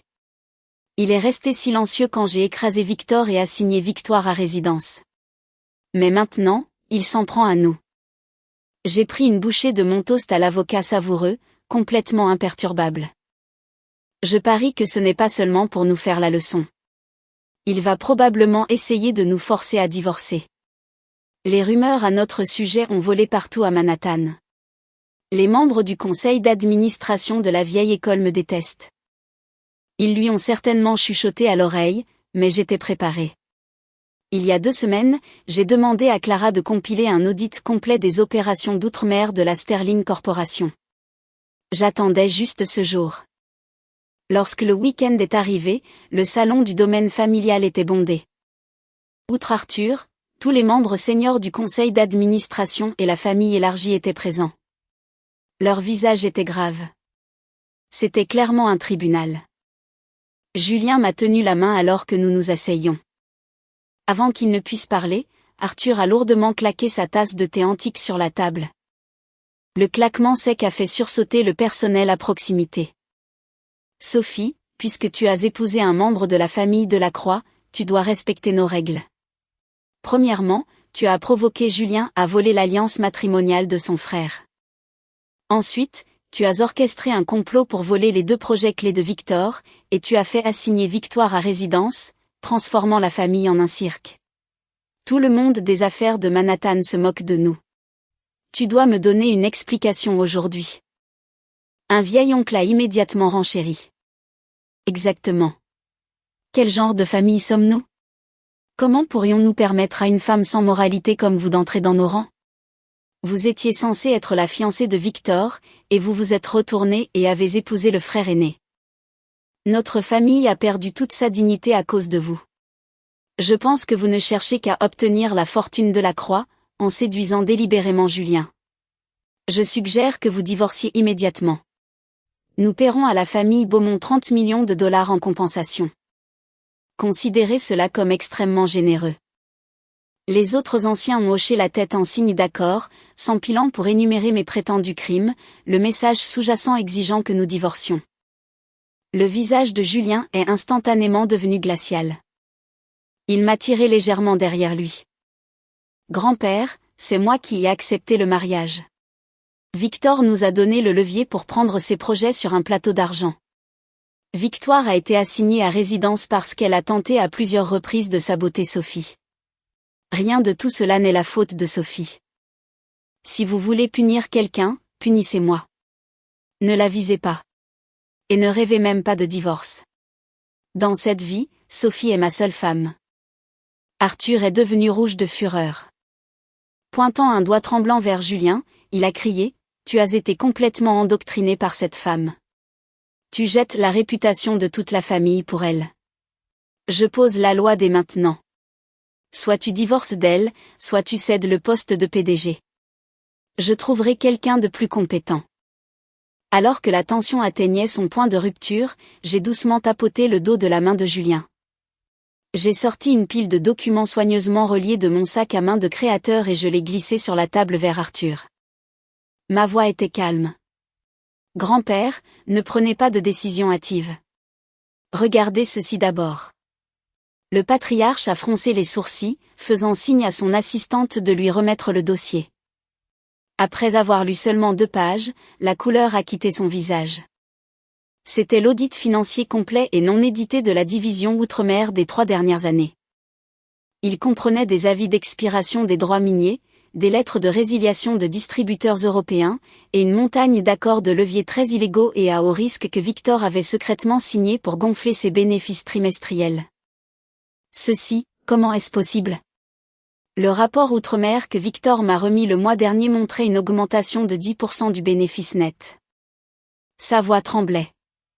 Victor a falsifié les comptes, ai-je déclaré platement. Il y a 3 ans, lorsque Julien dirigeait la division Outre-mer, les revenus annuels étaient stables à 600 millions de dollars avec un bénéfice net de 120 millions de dollars. Au cours des 3 années où Victor a pris le relais pour couvrir les pertes massives de ses projets immobiliers nationaux, il a détourné 40 millions de dollars des comptes Outre-mer. Il a signé 5 paris à effet de levier à haut risque. Actuellement, les droits de 3 mines de cobalt massives expirent dans 2 mois. Le plus grand distributeur en Europe a officiellement résilié son contrat le mois dernier. Si nous ne réglons pas cela immédiatement, la division Outre-mer s'effondrera dans 60 jours. Sterling Corp. perdra au moins 500 millions et fera face à des poursuites internationales massives. L'ensemble de l'entreprise sera entraîné dans sa chute. Arthur a instantanément regardé son assistant exécutif. L'assistant, pâle et en sueur, a hoché la tête. Monsieur, les données fournies par Madame Delacroix, je les ai secrètement vérifiées. Tout est vrai. Victor vous a menti. Les proches qui hurlaient auparavant ont instantanément fermé la bouche, leurs visages devenant blancs comme des fantômes. Ils détenaient tous des actions de Sterling Corporation. Si l'entreprise s'effondrait, ils perdraient tout. Comment avez-vous obtenu ces documents? Arthur m'a regardé, ses yeux complexes. Ma famille contrôle les approbations de la chaîne d'approvisionnement internationale, et ma firme de design négocie constamment avec des fournisseurs de matériaux d'outre-mer. Trouver ces données n'a pas été difficile. J'ai souri. Je n'ai pas sorti cela aujourd'hui pour détruire la famille Delacroix. Je l'ai apporté parce que je peux réparer ce désordre. Premièrement, j'ai déjà parlé au réseau de la famille Beaumont. Nous pouvons prolonger les anciens droits miniers de 5 ans, et j'ai obtenu une offre prioritaire pour une mine de lithium nouvellement découverte en RDC à un coût 30% inférieur à ce que Victor payait. Deuxièmement, le chef de ce réseau de distribution européen est un de mes anciens élèves de l'école supérieure. Nous sommes parvenus à un accord la semaine dernière. Si Sterling concède 5% sur la marge bénéficiaire annuelle, il signera un contrat d'approvisionnement exclusif de 10 ans avec nous, réduisant nos coûts opérationnels de 2% au total. Troisièmement, concernant ces paris à effet de levier illégaux signés par Victor, j'ai fait examiner par un cabinet d'avocats d'affaires international de premier plan. Tant que nous récupérons les 40 millions qu'il a détournés et que nous engageons une résiliation légale, les pénalités s'élèveront à un maximum de 8 millions de dollars, soit une réduction de 90% par rapport à la catastrophe estimée à 80 millions de dollars. Tout le salon était silencieux. Tout le monde était absolument abasourdi. Ils avaient tous supposé que j'étais juste une héritière gâtée comptant sur l'argent de ma famille. Ils n'avaient jamais réalisé que j'avais complètement pavé la voie du salut avant même d'entrer dans la pièce. Arthur est resté silencieux pendant 10 minutes entières avant d'éclater soudainement d'un grand rire. Il m'a regardé avec une immense admiration. Incroyable. Absolument incroyable, Sophie. J'étais aveugle. Je pensais vraiment que tu étais une femme trophée inutile. Tu es la sauveuse de la famille Delacroix. Il a frappé sa main sur la table, regardant les membres du conseil d'administration. Je le déclare dès maintenant. Sophie est la femme dirigeante de la famille Delacroix. Si quelqu'un mentionne à nouveau le divorce ou lui manque de respect, il sera définitivement exilé de cette famille. Il m'a ensuite regardé, sortant une lourde chevalière gravée sur mesure, représentant l'autorité du PDG, de son doigt et la plaçant sur la table. La division Outre-mer est entièrement sous votre commandement à partir de maintenant. Quel que soit le financement ou le personnel dont vous avez besoin, dites-le moi directement. Si quelqu'un refuse de coopérer, virez-le immédiatement. Pas besoin de me faire rapport. L'oncle qui avait crié le plus fort quelques instants auparavant s'est immédiatement précipité, son visage arborant un sourire massivement rampe, s'excusant abondamment. Madame Delacroix, je suis vieux et stupide. Je n'ai pas su reconnaître la grandeur. S'il vous plaît, ne m'en tenez pas rigueur. Quoi que vous commandiez, je serai le premier à l'exécuter. À la fin du dîner, chaque personne qui m'avait auparavant détesté me traitait comme une reine. Quand nous sommes partis, Arthur m'a personnellement remis un bracelet de diamant inestimable, me tenant la main et disant « Je vous ai fait du tort auparavant. Si Julien vous maltraite un jour, venez directement me voir. Je m'en occuperai. » Assise dans la Maybach sur le chemin du retour, Julien m'a pincé la joue, ses yeux débordant d'adoration. Ma femme est d'une brillance terrifiante. Quelques phrases et vous avez complètement soumis le vieil homme et ce conseil d'administration de dinosaures. Et moi qui m'inquiétais que vous soyez intimidé. J'ai secoué mon poignet, laissant les diamants capter les lumières de la rue, mes yeux se pliant en un sourire. Évidemment, je ne pouvais pas simplement vous laisser nettoyer le désordre de la famille Delacroix tout seul. Après avoir pris le contrôle de la division Outre-mer, les opérations ont progressé incroyablement bien. En moins de 3 mois, non seulement nous avons renouvelé les droits miniers et signé le contrat européen de 10 ans, mais nous avons également comblé tous les trous financiers et généré 80 millions de dollars de bénéfices supplémentaires. Les actions de Sterling Corporation ont grimpé en flèche pendant une semaine entière, rendant tous les actionnaires richissimes. Désormais, chaque fois que mon nom était mentionné, tout le monde faisait un signe d'approbation. Pendant ce temps, Victor, ayant tout perdu, vivait une existence misérable. Tous ses projets avaient été saisis. Ses actions avaient été mises en garantie. Et les amis qui le suivaient autrefois avaient disparu, refusant même de répondre à ses messages. Il était contraint de se cacher dans un minuscule appartement, noyant ses journées dans l'alcool. Sa haine pour Julien et moi grandissait de minute en minute. Victoire, toujours assignée à résidence, n'était pas non plus prête à se rendre. Elle a secrètement injecté les 5 millions de dollars qu'elle avait cachés dans une caisse noire, ainsi que ses quelques contacts restants, à Victor, lui disant de trouver un moyen de renverser le conseil d'administration et de reprendre le poste de PDG. Avec cet argent, Victor a immédiatement contacté Richard Montaigne, le PDG de Montaigne Enterprises, le rival le plus féroce de Sterling. Richard salivait sur les opérations minières outre-mer de Sterling depuis des années. Les deux ont conclu un accord. Victor divulguera le prix de réserve de l'offre pour la nouvelle mine de lithium africaine et les termes hautement classifiés du contrat de distribution européen à Richard. Une fois que Richard aurait sécurisé les droits et paralysé le secteur outre-mer de Sterling, il paierait à Victor 150 millions de dollars et l'aiderait à reprendre le contrôle de Sterling Corporation. Victor pensait que son plan était parfait. Il n'avait aucune idée que j'anticipais cela. Lorsque j'ai repris la division, je savais que Victor n'allait pas simplement se laisser faire. J'avais fait en sorte que le lieutenant le plus loyal de Julien à l'étranger, un homme nommé Marc, se lie délibérément à Victor. Marc a prétendu détester le leadership de Julien et a affirmé qu'il voulait changer de camp. Désespéré d'avoir des taupes, Victor l'a cru corps et âme. Chaque réunion que Victor avait avec Richard était secrètement enregistrée par Marc. Lorsque Victor a téléchargé les fichiers classifiés, les caméras de cybersécurité cachées de l'entreprise ont tout enregistré en 4K. Même le virement bancaire de 3 millions de dollars que Richard a envoyé à Victor en guise d'acompte a été légalement intercepté et notarié par mes avocats d'entreprise. La chaîne de preuves était absolument irréfutable. L'assemblée annuelle des actionnaires de Sterling Corporation est arrivée. Arthur y a assisté personnellement. L'ordre du jour initial était d'honorer officiellement Julien et moi pour nos contributions. Mais à mi-chemin de la réunion, Victor a violemment ouvert les portes à coups de pied et est entré avec Richard Montaigne. Victor a pointé du doigt Julien et moi sur scène, criant de toutes ses forces, « Grand-père, membre du conseil d'administration, ne laissez pas ces deux-là vous arnaquer. Ils détournent des actifs de l'entreprise.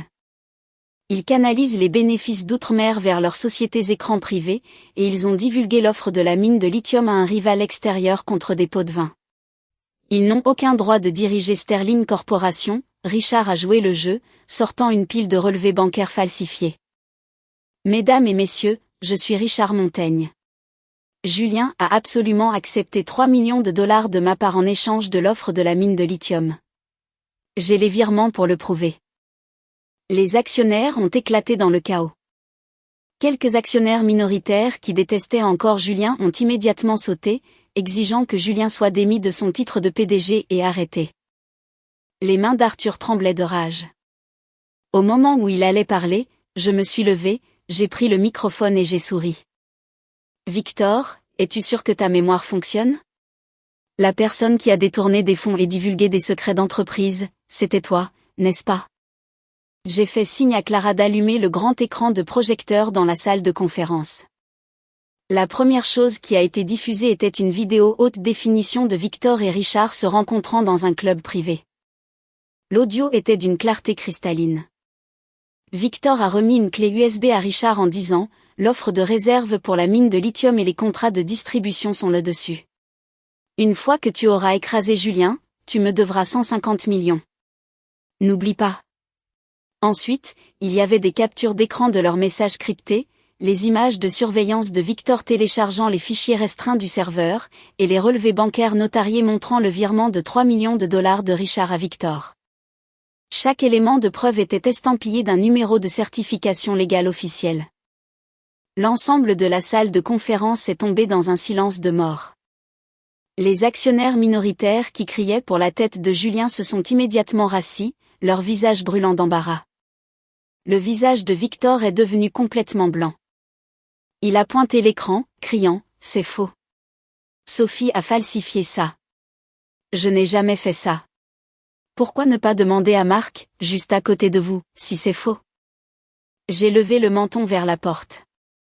Marc est entré, tenant son téléphone, affichant le message que Victor lui avait envoyé quelques instants auparavant. « Victor, tu viens de me texter de t'envoyer les dernières données géologiques à Monsieur Montaigne. Je n'ai pas encore appuyé sur envoyer. Veux-tu expliquer au conseil d'administration pourquoi tu envoies des données sterling hautement classifiées au PDG d'une entreprise rivale ? » Face à des preuves irréfutables, les jambes de Victor ont lâché et il s'est effondré sur le tapis. Voyant le complot s'effondrer, Richard s'est retourné et a essayé de sprinter hors de la pièce pour être plaqué contre le mur par les gardes de sécurité que nous avions postés à la porte. Julien a pris le microphone, sa voix comme de la glace. « Richard, vous êtes accusé d'espionnage industriel. Nous avons déjà contacté le FBI. Vous pourrez vous expliquer aux agents fédéraux. » Arthur était tellement enragé qu'il a jeté sa tasse de thé directement sur Victor, le frappant à la poitrine. Espèce de déshonneur absolu. Comment la famille Delacroix a-t-elle pu produire un traître comme toi ? Conspirer avec un étranger pour détruire l'empire de ta propre famille. Si je te laisse rester une minute de plus, je crache sur les tombes de nos ancêtres. Il a finalisé la décision sur le champ, privant Victor de toutes les actions qu'il possédait, le bannissant légalement de la famille Delacroix et lui interdisant définitivement l'accès à toute propriété familiale. Les fonds qu'il avait détournés et les dommages qu'il avait causés seraient impitoyablement poursuivis au civil. Le Conseil a voté à l'unanimité pour approuver la résolution.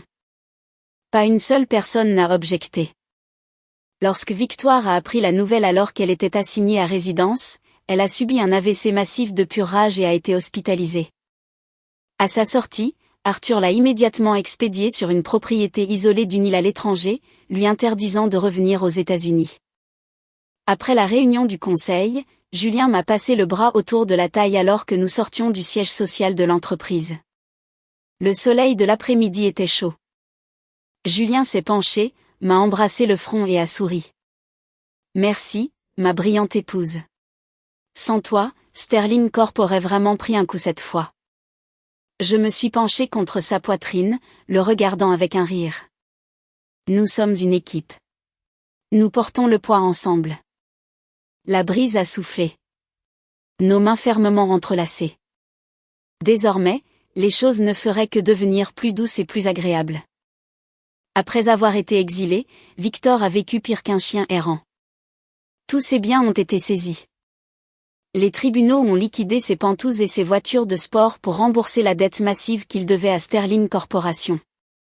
Ses anciens amis fortunés ont ignoré ses appels.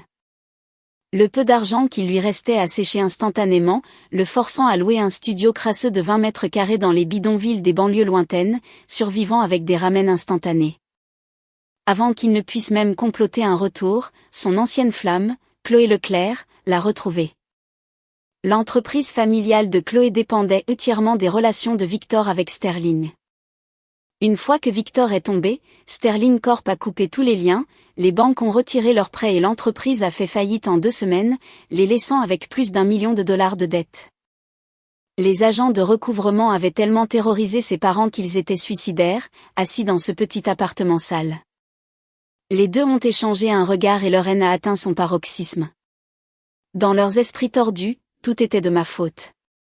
Si j'avais simplement accepté la rupture des fiançailles, si je n'avais pas épousé Julien, si je n'avais pas fourni les preuves pour ruiner la carrière de Victor, Victor serait toujours un héritier milliardaire et Chloé serait sa riche épouse. C'était entièrement la faute de Sophie s'il mourait de faim dans les bidonvilles. Je vais faire payer Sophie. Victor a écrasé la tasse de ramen dans sa main, ses yeux injectés de sang. Julien l'aime, n'est-ce pas ? On la kidnappe. On demande une rançon de 50 millions de dollars. Une fois que nous aurons la crypto, nous nous enfuirons en Amérique du Sud et vivrons comme des rois pour le reste de nos vies. Chloé a hésité quelques secondes, mais pensant à la peinture rouge que les usuriers avaient jetée sur sa porte d'entrée, elle a serré les dents et a hoché la tête. Ils n'ont pas osé acheter des fournitures sous leur propre nom. Ils ont conduit sur 3 villes pour acheter des cagoules, du ruban adhésif et des couteaux à cran d'arrêt avec de l'argent liquide, et ont acheté une camionnette volée sur le marché noir. Ensuite, ils avaient besoin de mon itinéraire. Victor a retrouvé Gérard, l'ancien chauffeur disgracié de la famille Beaumont, qui avait été renvoyé pour avoir volé du vin cher. Victor a donné 2000 $ à Gérard et lui a promis 10 000 de plus une fois le travail terminé. Gérard a pris l'argent et a révélé tout mon emploi du temps. Chaque mercredi à 14h30, j'emmenais mes assistants à un centre de placement familial pour jeunes dans le nord de l'État de New York pour livrer des fournitures scolaires. L'itinéraire comprenait une étendue de 3 km de bois dense sans caméra de sécurité et très peu de circulation. L'endroit parfait pour une embuscade. Ils pensaient que leur plan était génial. Ils n'avaient aucune idée que dès le moment où Victor a contacté Gérard, chacun de leurs mouvements était immédiatement relayé à Julien et à mon bureau. Après la réunion du conseil, je savais que Victor était dérangé. J'avais fait en sorte que Marc engage des détectives privés pour surveiller Victor 24 heures sur 24, 7 jours sur 7. L'achat des masques, la rencontre avec Gérard, même l'audio de leur complot de rançon à l'intérieur de l'appartement capturé par la caméra de sonnette d'un voisin. Nous avions tout. Le visage de Julien était devenu meurtrier lorsqu'il a entendu les enregistrements. Il a cassé en deux la cigarette menthol qu'il tenait. Il voulait envoyer une escouade de choc pour traîner Victor à la police instantanément. J'ai saisi sa main pour l'arrêter. Si nous l'arrêtons maintenant, ce n'est qu'un complot. Il écopera de quelques années tout au plus. Nous attendons qu'il passe à l'acte. Pris en flagrant délit. Preuve irréfutable. Il pourrira dans un pénitencier fédéral pendant des décennies. Résolvons cela de manière permanente. J'avais déjà remis les preuves à la police d'État. Les détectives ont travaillé avec nous pour monter une opération d'infiltration hermétique. Le mercredi après-midi est arrivé. Je n'ai pas laissé Julien venir. J'ai pris mes 2 assistants dans mon SUV noir habituel et je me suis dirigé vers le nord de l'État de New York. Les fenêtres avaient été remplacées par du verre blindé, et 4 policiers tactiques sous couverture lourdement armés se cachaient dans le coffre renforcé. Des policiers d'État étaient déjà postés dans les bois le long de l'itinéraire. À environ un demi-mile dans la zone boisée, une camionnette rouillée a soudainement surgi d'une route secondaire, coupant violemment la route à mon SUV. Mon chauffeur a freiné à fond, s'arrêtant à quelques centimètres d'une collision. Les portes de la camionnette se sont ouvertes. Victor et Chloé, portant des cagoules noires et brandissant des couteaux à cran d'arrêt, ont chargé ma voiture, frappant violemment ma fenêtre. Sophie, sors d'ici, a crié Victor, frénétique et vicieux. Si tu ne fais pas virer 50 millions à Julien tout de suite, tu repars d'ici dans un sac mortuaire. Chloé tenait un rouleau de ruban adhésif, criant à ses côtés, ouvre la porte ou on casse la vitre. Assise confortablement à l'arrière, j'ai pris une lente gorgée de l'eau que mon assistant m'a tendue, puis j'ai fait un signe au chauffeur. Le chauffeur a appuyé sur le bouton de déverrouillage. Au moment où le verrou a cliqué, Victor a avidement tiré la poignée de porte. Mais avant qu'il ne puisse même réaliser ce qui se passait, des mains massives ont jailli de l'intérieur du véhicule, lui serrant les poignets comme un étau. Les 4 policiers tactiques sous couverture ont jailli de la voiture. Ils ont désarmé Victor instantanément, le plaquant face contre terre sur l'asphalte, le neutralisant complètement. Chloé a crié et a essayé de courir. Elle n'a pas fait 5 pas avant que des policiers d'État ne surgissent des arbres. Au moment où l'acier froid des menottes a cliqué autour de ses poignets, ses jambes ont lâché et elle s'est effondrée, sanglotant sur le trottoir. Des voitures de police sous couverture sont sorties des bois, les gyrophares clignotants. Victor, plaqué au sol, a finalement réalisé qu'il était tombé droit dans un piège. Il m'a regardé à travers la vitre blindée, ses yeux saignant pratiquement de rage, criant des obscénités jusqu'à ce qu'un officier lui mette un bâillon dans la bouche et le jette à l'arrière d'une voiture de police. Pris en flagrant délit, étayé par les journaux de discussion, les reçus d'approvisionnement et le témoignage retourné de Gérard, la culpabilité de Victor et Chloé dans la tentative d'enlèvement et d'extorsion était indéniable. Lorsque le procès s'est conclu, le juge a tenu compte des précédentes malversations d'entreprise et de l'espionnage de Victor. La sentence a été sévère, 18 ans de prison d'État. Chloé, en tant que complice, a été condamnée à 7 ans. Gérard, le chauffeur, a reçu 3 ans pour conspiration. Peu de temps après, Richard Montaigne a été condamné à 12 ans pour espionnage industriel. Les actions de Montaigne Enterprises ont chuté, les créanciers ont paniqué et l'entreprise a été liquidée devant le tribunal des faillites. Ils ont été entièrement rayés de la carte. Lorsque la nouvelle a frappé la famille élargie de Lacroix, ceux qui nourrissaient encore des ambitions secrètes ont été terrifiés. Ils pensaient que j'étais une cible facile. Maintenant, ils ont réalisé que quiconque me croisait finissait exilé ou en prison fédérale sans aucune chance de rétablissement. Ils ont complètement abandonné toute idée de rébellion. Lors des réunions du conseil d'administration suivantes, ma parole avait plus de poids que même celle d'Arthur Delacroix. Personne n'osait exprimer la moindre objection.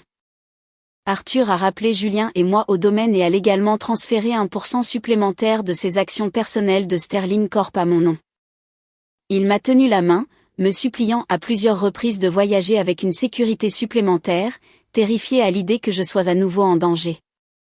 Cette nuit-là, de retour à notre Pentouze, Julien avait déjà préparé un énorme festin de mes plats préférés. Sachant que je n'aimais pas les choses trop sucrées, il avait drastiquement réduit le sucre dans les travers de porc glacé et avait préparé mon thé au citron non sucré préféré.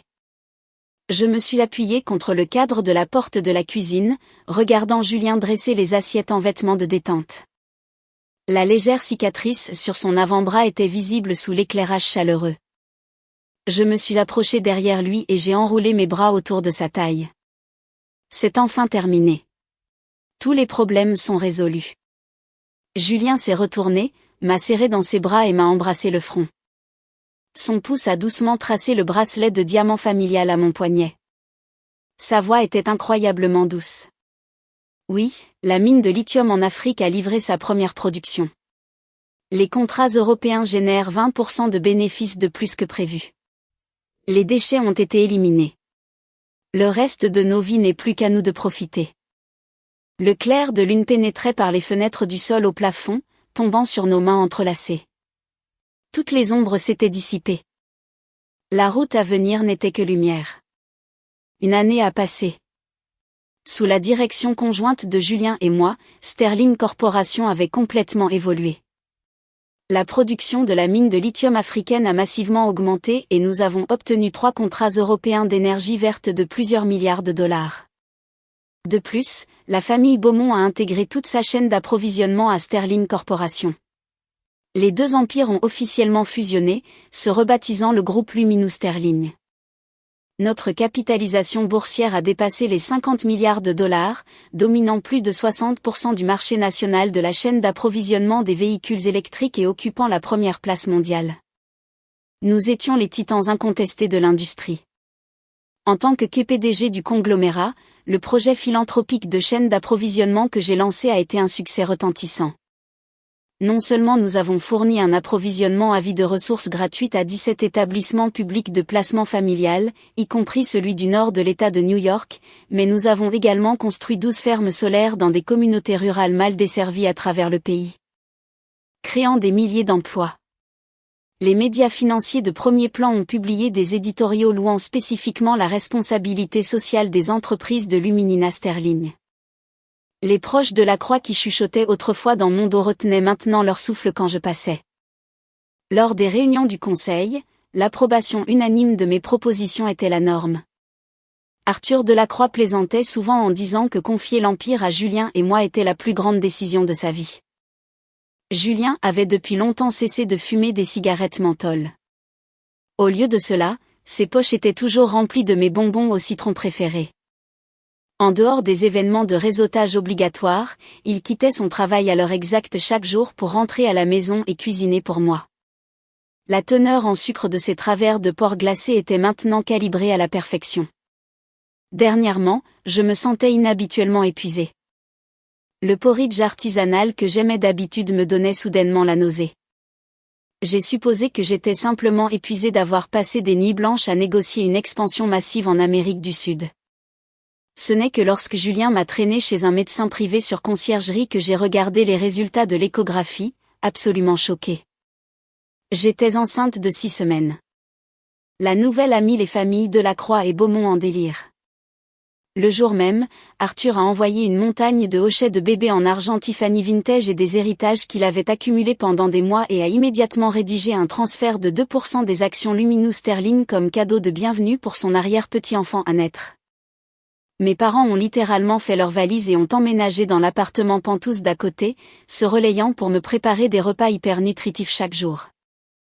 Ma tante et ma grand-tante ont rendu visite en masse, remplissant une nurserie entière de vêtements et de chaussures de bébés de créateurs. Elles ont même acheté des manteaux d'hiver pour un enfant de 3 ans. Julien a immédiatement réduit ma charge de travail de 70%. Il m'a absolument interdit de travailler tard, me conduisait personnellement au bureau et en revenait tous les jours, et avait fait remplacer toute ma suite exécutive par un rembourrage ultra épais juste au cas où je glisserais. Pendant les réunions du conseil, il plaçait spécifiquement des oreillers orthopédiques et du lait chaud à mon siège. Tout le personnel de l'entreprise plaisantait en privé en disant que le Julien Delacroix impitoyable et glacial se transformait en l'ultime mari dévoué dès qu'il était devant sa femme. La conférence de presse officielle annonçant la fusion de Luminous Sterling a eu lieu un vendredi. Près d'une centaine de grands médias étaient présents et toute l'élite des affaires de Manhattan y assistait. Je portais une robe de créateur fluide, blanc perle sur mesure. Julien m'a tenu la taille tout le temps, refusant de me laisser m'éloigner de lui d'un demi-pas. Après l'ordre du jour formel, alors que l'hôte était sur le point de conclure, Julien a soudainement pris le microphone, son autre main reposant doucement sur mon ventre encore plat. Il a regardé les caméras et a souri. J'ai une autre nouvelle personnelle à partager aujourd'hui. Ma femme est enceinte. Dans environ 8 mois, je vais être père. La pièce s'est figée pendant 2 secondes avant d'éclater en applaudissements assourdissants. Ce jour-là, les sujets tendances sur X et Instagram ont été complètement détournés par 2 titres. Numéro 1, Fusion Luminous Sterling domine le marché. Numéro 2, Julien et Sophie Delacroix attendent un enfant. Le hashtag est resté en tête des classements pendant 24 heures. Les internautes ont déterré les anciens articles sur la rupture dramatique des fiançailles de Victor, et les commentaires étaient absolument impitoyables. En repensant à Victor Delacroix exigeant 3 millions de dollars pour rompre les fiançailles. Hilarant. Il n'a pas seulement perdu une fiancée, il a perdu la moitié du monde des affaires. Vous vous souvenez des côtes de Vegas disant qu'ils divorceraient dans 6 mois? Ils attendent un bébé maintenant. Les haineux pleurent. L'arc de vengeance de Sophie doit être un film. Elle a choisi parfaitement. Pendant ce temps, dans un pénitencier d'État à sécurité maximale, Victor était assis à une table métallique dans l'atelier, estampant des plaques d'immatriculation. Après plus d'1 an à l'intérieur, l'aura arrogante du Golden Bachelor de Manhattan avait entièrement disparu. Ses mains, autrefois manucurées, étaient couvertes de callosités épaisses et de cicatrices. Son visage était mal rasé, le faisant paraître au moins 10 ans plus vieux qu'il ne l'était. Les vendredis après-midi étaient le moment désigné où ils étaient autorisés à regarder les nouvelles. Il flânait, regardant le sol quand il a entendu les mots « Groupe Luminous Sterling » retentir de la télévision murale. Il a redressé la tête. Sur l'écran, Julien se tenait grand et victorieux dans un costume sur mesure. À côté de lui, je souriais chaleureusement, ma peau rayonnante. J'avais l'air plus époustouflante que n'importe quel supermodèle dont il avait jamais été obsédé. Les massives alliances en diamant sur nos mains entrelacées brillaient aveuglément sous les lumières de la scène. Alors qu'il regardait dans un état second, Julien a annoncé la grossesse. La plaque d'immatriculation métallique est tombée des mains de Victor, claquant bruyamment sur le sol en béton. Un détenu à côté de lui a donné un coup de coude, riant moqueusement. Et, ce ne sont pas ton frère et ton ex?